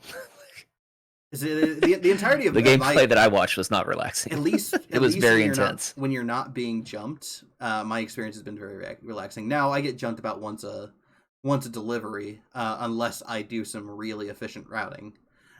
When you're out running from like point to point doing a delivery read, from what I've watched, like okay, that can be somewhat like uninteresting, but it doesn't last very long. Like you're not just running for a half an hour. Yeah, or an hour, you've got like doing nothing, just running. You got to pass through mule territory, and at any point in time, it could just start fucking raining, and there's nothing you can do about it. You have to like sit down and just fucking shove a thumb up your ass and just deal with it. Yeah, no, you just got to keep powering through and pray to God that this rain does not have BTs in it. Yeah, so I didn't have any issue like staying interested at all. It was not boring to me at all. I very much enjoyed watching it. I plan to watch more because I'm not waiting until May or June or whenever it comes to PC. I'm gonna. But hey, we've talked experience about this, it somehow. We've talked about this game for a full fucking hour though. Hey, that's okay. All right, let's talk about our other big topic. Okay. Because yeah, we're rapidly running out of time, and if we don't hit it now, sure, we're not gonna hit it. Red Dead Redemption 2 is having a really fucking rough launch on PC. Yeah. Red Rumption. Yeah, exactly. Red Rumption. Red Dead Redemption 2. Hey, Jeremy, you fell off the platform. I know, I do that a couple more times in this video. Yeah. It's like me and Destiny. Red Dead Redemption 2 has a plethora of bugs, and as a matter of fact, we have a To be fair though, Jeremy, it's not like Fallout bugs. Well, that's not a standard to set it to. Yeah, that's not like I. No. But what I'm saying though is like the bugs aren't like a bunch of weird glitchy shit. Although there's a little bit of that. What most of what we're seeing is crashes and stuttering and heavy frame drops, or people just not able to play the game at all, like failure to launch type stuff. Yeah. So we've got we've got the Red Dead Redemption 2 launch issues mega thread on the 4th day of launch. Or the title is Red Dead Redemption 2 launch issues mega thread on the 4th day of launch. Rockstar gave to me. Rockstar launcher closing unexpectedly. From user Magnar on HD the first on Reddit. Day of launch. So the issues here, it looks like they include crashing and launcher issues, crashing to desktop at the intro/shotgun screen, crashing when trying to run the benchmark, crashing when amending settings, or that's graphics, controls, etc. Crash to desktop randomly in story mode and online. Launcher exited unexpectedly error. Of which the recommended fixes for this issue are updating the BIOS, updating the graphics driver, disabling the antivirus, or Rockstar support on PC exited unexpectedly. Oh no, that's a Rockstar's. Let's see. Yeah. Let's see what Rockstar suggests to fix this. Answer: the most common cause for this error is out-of-date graphics drivers. Oh yeah, I'm fucking sure. Dude, I mean, there's nothing worse than being a slightly computer illiterate person and then fucking being told, like, did you try turning it off and on again? Exactly. Did you update your graphics drivers? So for FPS stuttering lag issues, the CPU maxing out causing stuttering or freezing. Wow. FPS drops on all types of PCs. It has issues with suggested fixes. Activation required. Launcher thinks you don't own the game even if you have purchased it. Logging out and back in should fix this. Infinite loading screens. Turning off VSync may help. Others still having this issue after doing that. Be right back. Okay. Last thing I'm gonna drop into is a list of issues with no known fix. There's audio problems with poor quality. Asked to verify game files, however, it doesn't work after verifying. The GPU not being utilized. I know what that's like. Players receiving a message about unexpected game files. Pressing shift or caps causing lots of lag and even crashes. Stuttering in cutscenes in single player and online, and snow not rendering properly. So we have all that, and we also have a video link here that Reed so graciously. Oh, this is Inside Gaming. Do they have like video examples or something? I don't know why he linked to this. I'm not sure, but it's a buggy mess, and it's not fucking good. And where's that link at? I don't see it. He has a YouTube link. It's underneath. It's the second link under the Red Dead Redemption 2 heading. I'm not sure why exactly he included it, but we'll wait until he gets back, which he has just received. He's just received my message for him to come back. Welcome back, Reed. How are you doing, my friend? Me? Yes. I'm good. I had to pee really bad. Okay. Sorry. I also linked the Metacritic review for PC for Red Dead 2 up in the game reviews. And there's probably like a huge disparity, right? Well, the weird thing is that it got 100% perfect critical reviews. Well, Reed, why did you include this? The user reviews were like way bad. All right, what'd you say, Jeremy? Why did you include this YouTube video? What am I looking for here? Shit, which one are we talking about? Second link under Red Dead Redemption 2. Not I said the read. Maybe I did. All right, 1 second. So you're the one who posted this story. Oh, that was just like references to some of the issues that, because this is a foundation for one of my bases. Okay. Yeah, Reed, let's hear your take. Yeah. So with Red Dead Redemption 2, so yes, one of the big, I don't know what you talked about when I was gone, but a lot of the main issues that stem from this feel like an uninvested effort into porting it from console to PC. So as they mentioned, this is a shout out to Inside Gaming, the YouTube channel, who did a video about this. They talked about how games in the past have been poorly ported from console to PC, where in some cases you would have to shut down cores of your processor to make it more similar to a console processor so the game could actually properly run. Which in some of these threads of how people are trying to get their games to work, they're actually recommending for Red Dead Redemption 2. Inconceivable. And so this is, I've talked about this, right? And so this is one of the things that really fucking gets my goat. And not a good goat, not like Goat Simulator goat. I'm fucking talking about some fucking piss Reed off kind of goat, where Rockstar has a history of releasing games for console fully materialized, fully fleshed out after they've fucking scrimped and scraped and spent the long, hard, overworked hours of their employees to make this game perfect on launch, and then they fucking do a half-assed job on launching it on PC. I feel like they did a better job when they were overworking their employees when they did the PC transfer for Grand Theft Auto 5, because that launch was pretty good. They launched it with high-res textures, first-person viewpoint, first-person view capabilities. Overall, the launch was pretty uneventful. Red Dead Redemption 2 PC launch has been crap.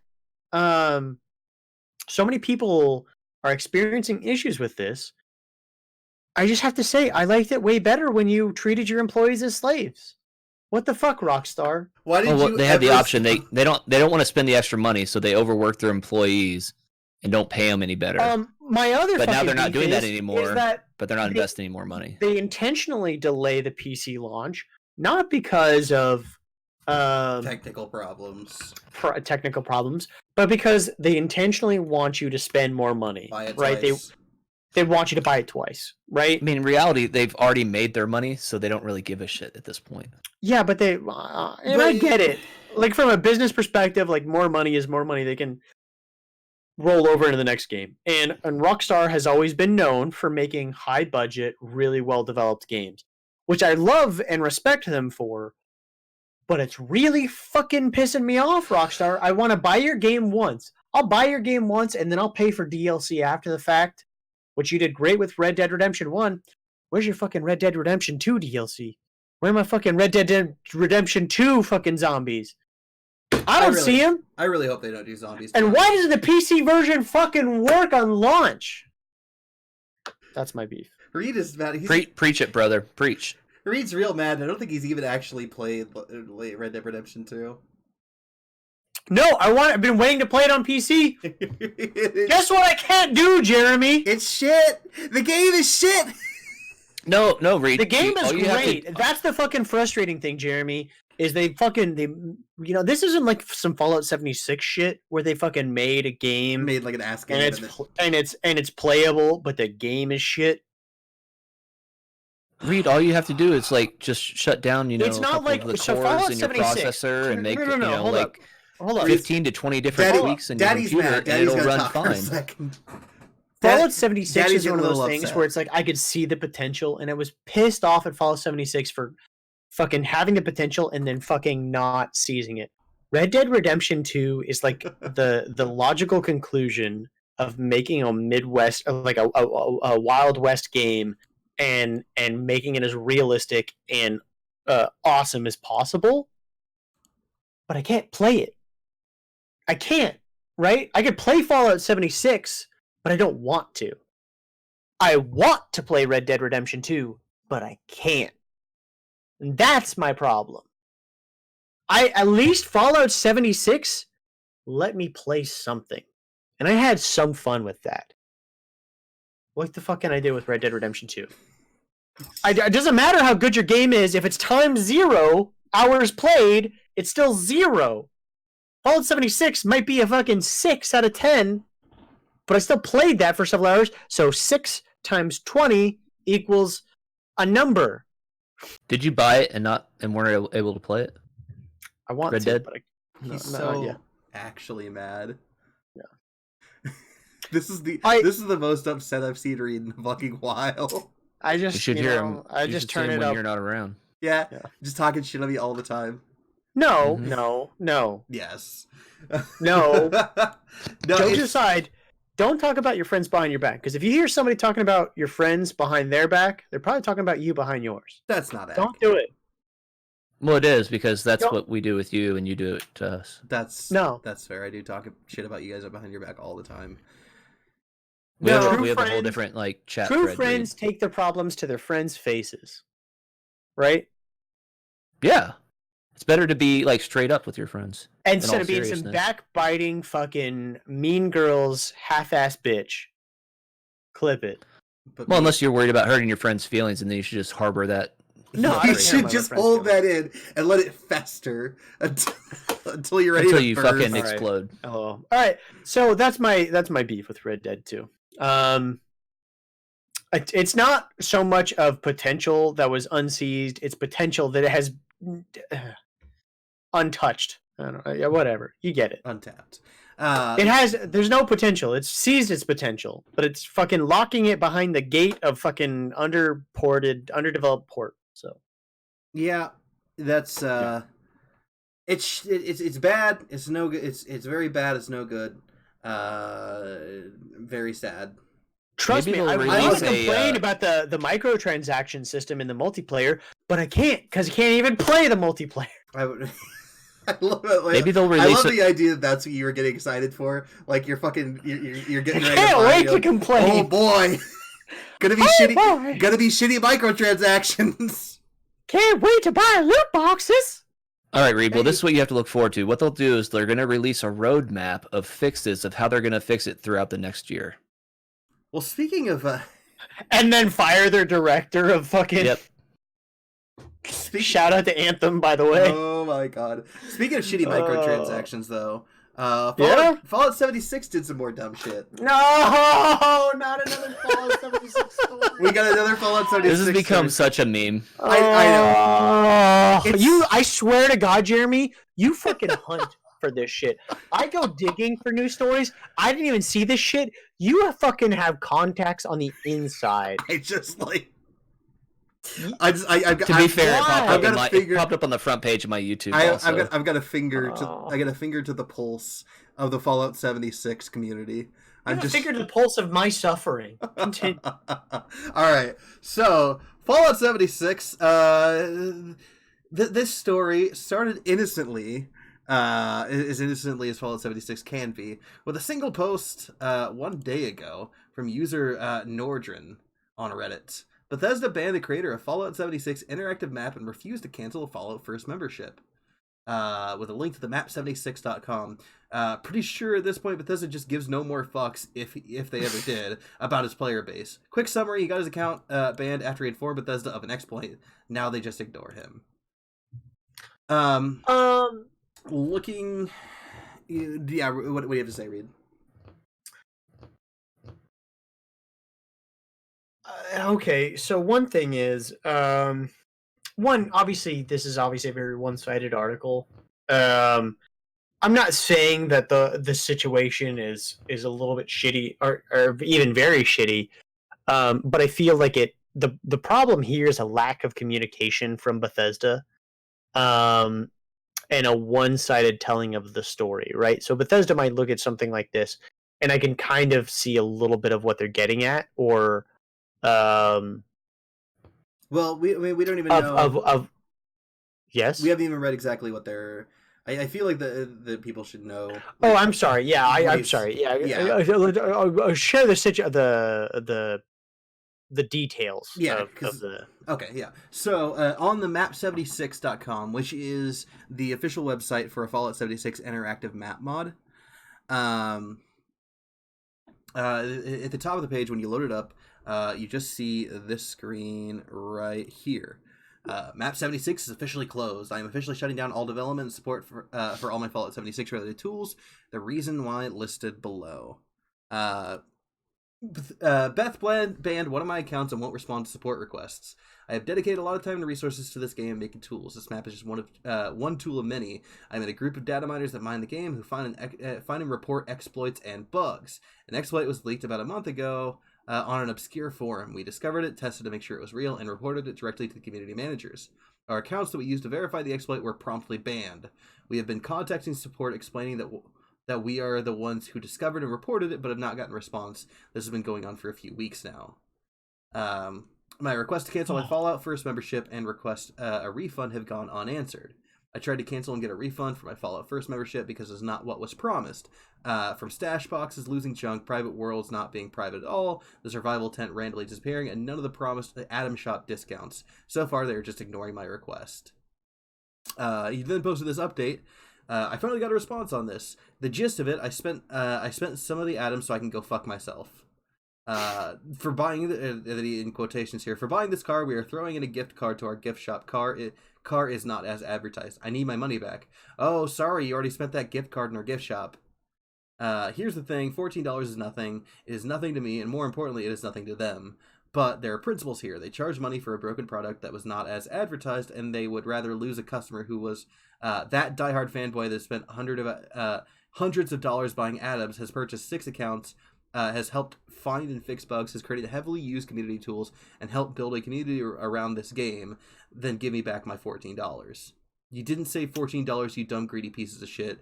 You lost a steady revenue stream and free community tools. There's more to it, but that's kind of the... Yeah, so this is like a shit sandwich, right? Where it's like, here's the thing is, he probably wasn't banned by somebody who's in charge.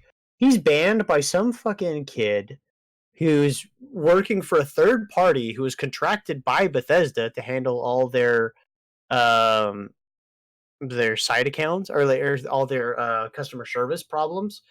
and they're not there because they care about Bethesda. They're there to get a paycheck. Yeah. You know, they're not even working for Bethesda. They're working for Avera Customer Support Incorporated or something like that. And they're like, okay, these are the policies. If they got the first membership, but they spent their Atom points, we can't refund them, you know? And that's what they're told, right? And so when they talk to customer service, that's what they're being told. And then Bethesda gets fucked because they get bad PR. The people are angry because they're getting fucked by the bad customer support. This is a problem more with outsourcing customer support than it is with anything else. And the lack of communication. That's an assumption, though. On Jeremy, I will fucking eat a sock on live TV if that's not what's happening here. The fact is, he had to have gotten banned somehow, and customer support doesn't ban people. It's a customer support job to explain. Yes, why. they do. Jeremy, I'm telling you, like that's the banning part. Yeah. It might be third party. It might not be. That I don't know how that happened. It could be third party. It makes sense. What makes sense is we got this exploit reported. All right, let's ban anybody that's using the exploit. Yeah.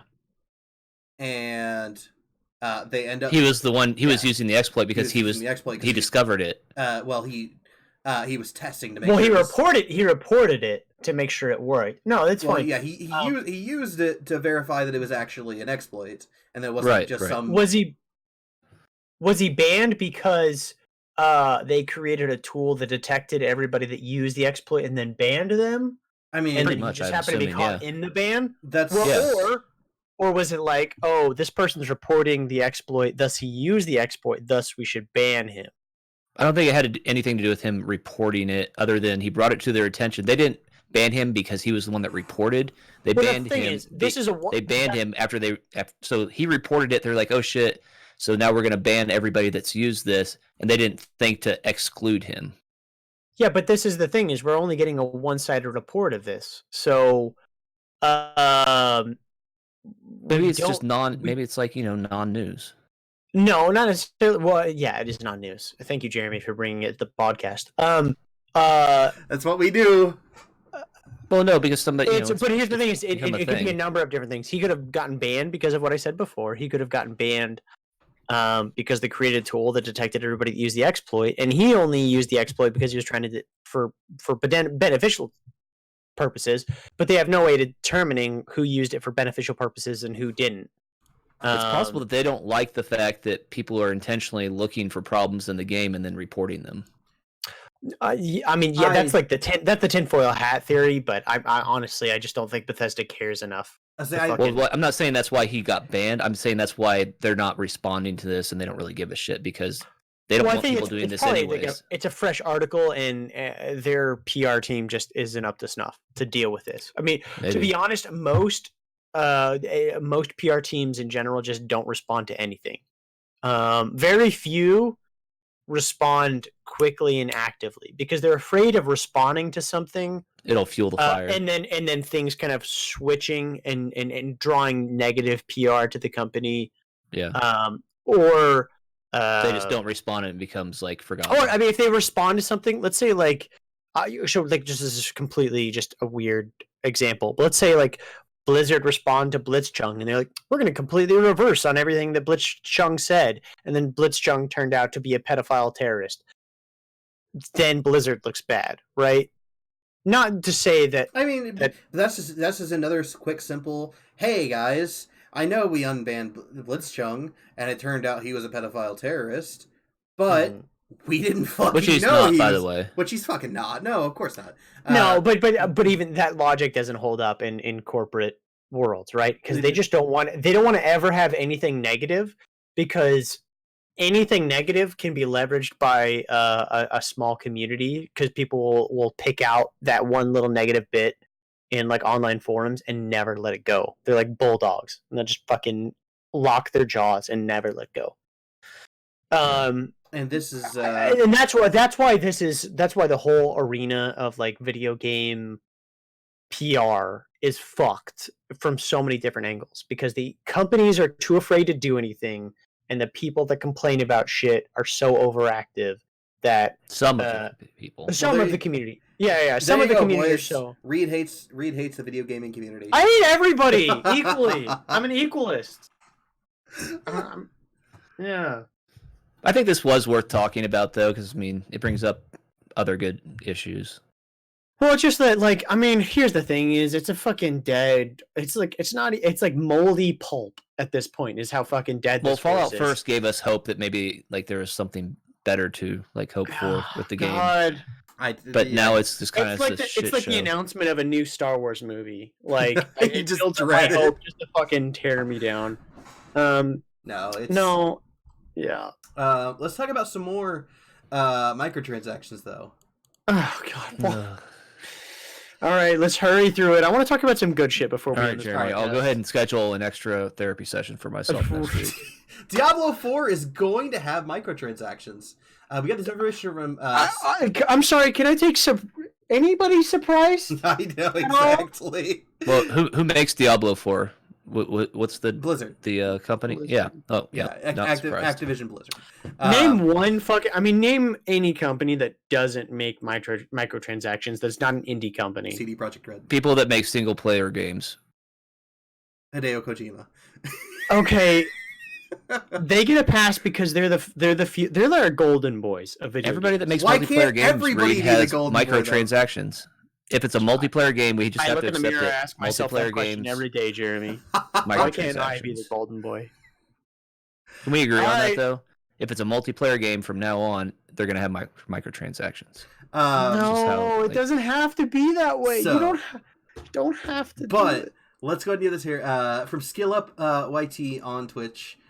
Today it was confirmed that Diablo 4 will have cosmetic microtransactions in addition to expansions. This Cosmetic? honest- Whoa, hold up. Cosmetic microtransactions? Yes. Not a marketplace.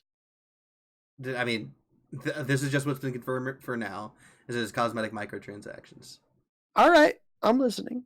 Honestly buzz me out more than I thought it would. Just like, why? Why does all the best looking shit in every game now come with a price tag? Because it's money and they like it. How is the skin gonna even help? And you're not that close to your character. It doesn't. But here's the but thing. it helps you like. Yeah. It's like a status thing. It was. I mean, do you remember that? How much do you ship in Destiny 2, man? I like it. I rest my case. That's the value of cosmetics. Yeah, you I remember. got that through honestly, DLC. Shit. This is the great compromise that we have to have in video games, Yeah, right? paid Where it's DLC, like, Matt. You paid for Right, that but skin. that's more gameplay and story. That's new gameplay. It's like an addition to the game. It's But not just the cosmetic the stuff. point is, and this goes back to the conversation we had last week about the children's commission in the UK. yeah. They talked about, there is a culture surrounding if you have the default skin, you're a shitter in some. Ooh. Yeah, who peer pressured me into getting that shit? So that's, I mean, all right. So Jeremy, you're into video game design now. Yes. This is I my like how thing. that was And ignored. I want to hit this real quick and get out of it because I do want to talk about a couple more things before we shut down. If I'm designing a game, I think microtransactions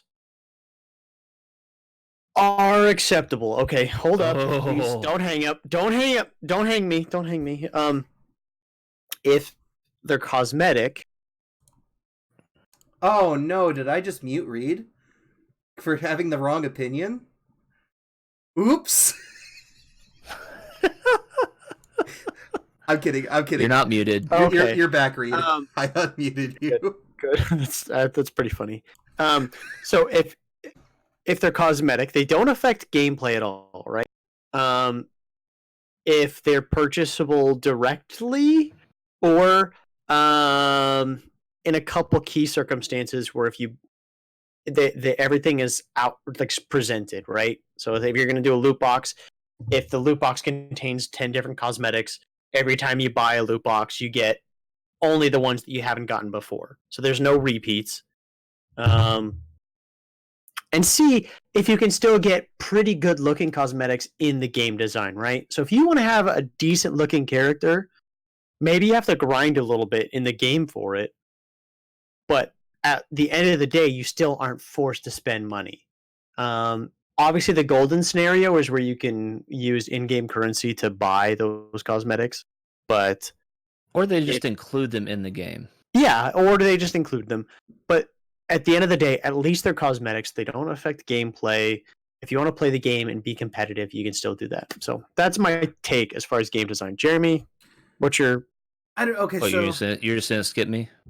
Matt, what do you? Well, have to say? I asked Jeremy because Jeremy's involved directly. He's taking game design classes, right? And I don't know if he's discussed this in his games design classes. This hasn't really been a major topic. Other than, I mean, the only time we've really talked about microtransactions as part of a game is generally why they're included, and it has a lot to do with decisions from the way my teacher brought it up, or explained it, and I know that I've said this on the show before, but basically somebody at the very, very top says, okay, this is the amount that this game needs to make. I don't care how it makes it, but it needs to make it.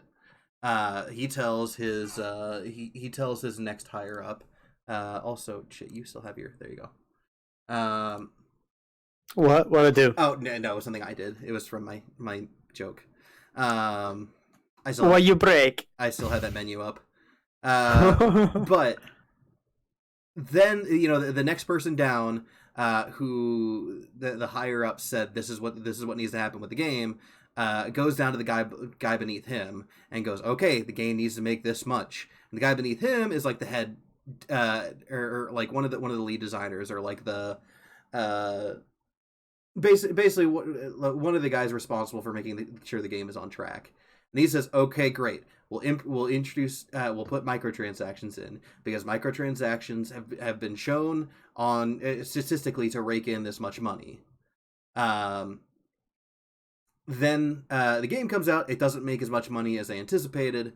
The higher up goes, what the fuck, you said the game was going to make this much money. The guy beneath him goes, I'm sorry, I talked to the person beneath him, or beneath me, they said they was going to make that much money. And then they go to the person beneath them and say, what the fuck, you said the game was going to make this much money. And the guy goes, I implemented the microtransaction structure, the one that's been shown several times to make this much money. So I don't know why it didn't make enough money. So it reaches the point where nobody is technically at fault for the fact that the game didn't make as much money as it was supposed to. So everybody continues doing the same thing. Yeah, that all makes sense. I mean, it's an easy thing to understand how... I mean, it's easy to point from a consumer perspective, like, why did they just do it like this? I mean, it's some classic grade A Monday morning quarterbacking. But then it's also easy from somebody who's involved in it to say, like, well, I did everything I could. I did what I was told to. I made the best goddamn possible game that I was told to. And they made a good fucking game. Well, that's the guy that's in charge of the microtransactions that they're beating up, not the guy who made the entire game, right? Well, I would say it's more in charge of the fucking director and or producer, who's supposed to have the vision of what the game is supposed to be. Dude, that guy lost his head. Fuck. That looks cool. All right. I think it's Pandora's box, and you get rid of microtransactions altogether, and you make the game and you put it out, but it doesn't make the money that you wanted it to. Then you didn't. Maybe you didn't. I want to hit some quick news, if that's okay. Just like some rapid fire shit. All right. All right. Well, you guys just tell me when you want me to talk. Matt, I'm sorry. Are you feeling a little left out, Matt? No. I'm just here to look pretty and say funny things. Well, you are very pretty today. Dope hat, Matt. Dope hat, Matt.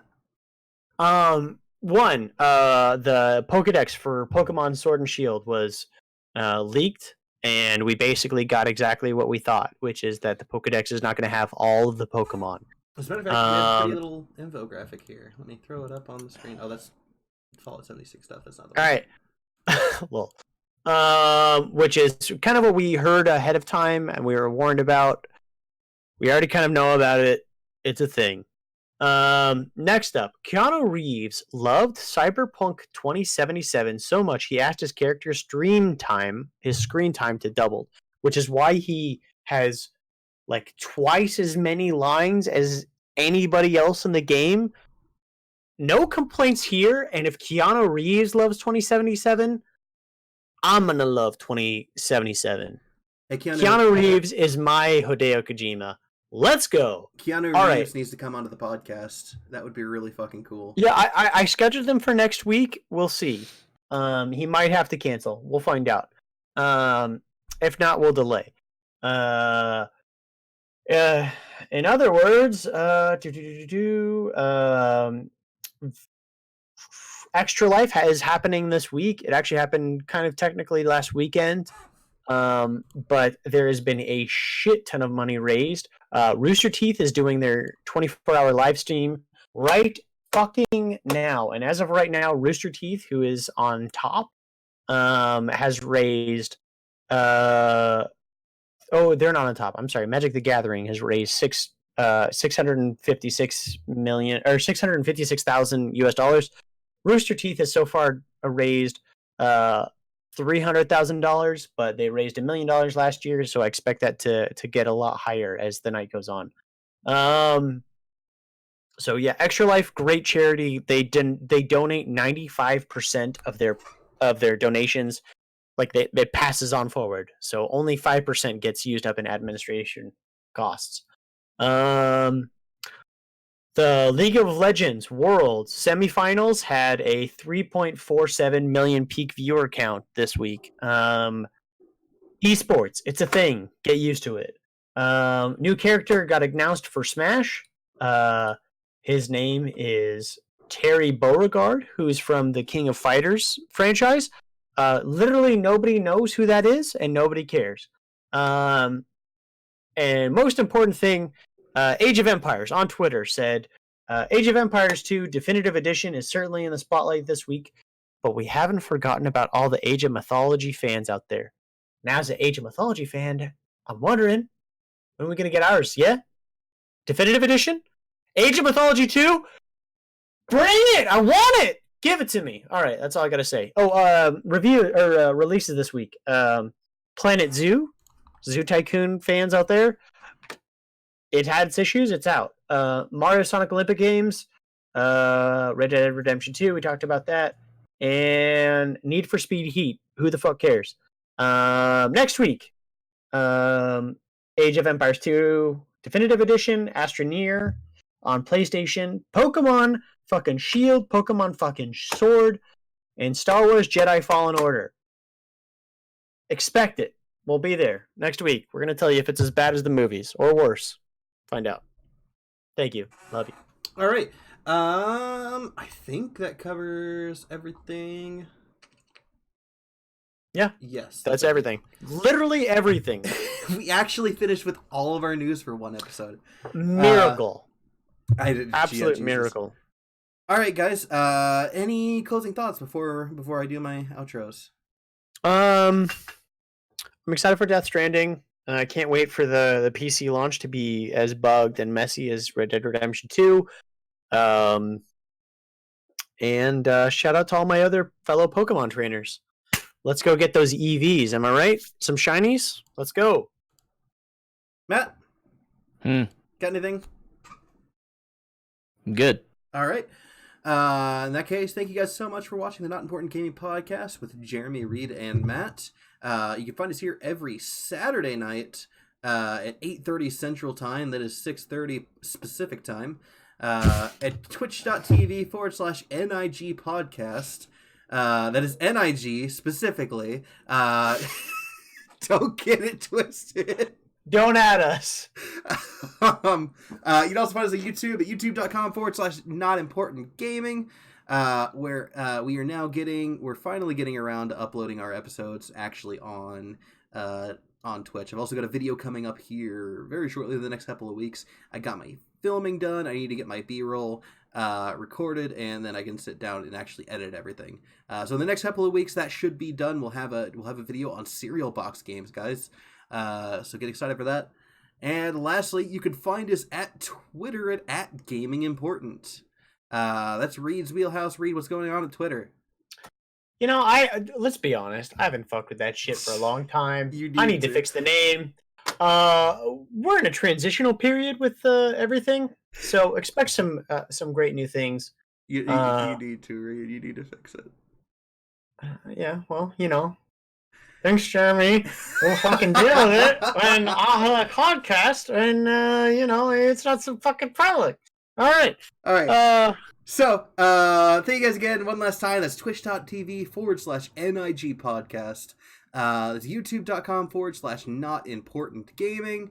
And Twitter, that's @gamingimportant. Be sure to, you know, do all the social media things, the likes, the subscribes, and the yelling into the infinite void of the internet. Yeah, it really works out. It's very cathartic, trust me. Anyways, I think that's going to be it for us. So thank you guys so much for watching the Not Important Gaming Podcast, and have a wonderful night, guys. Cheers.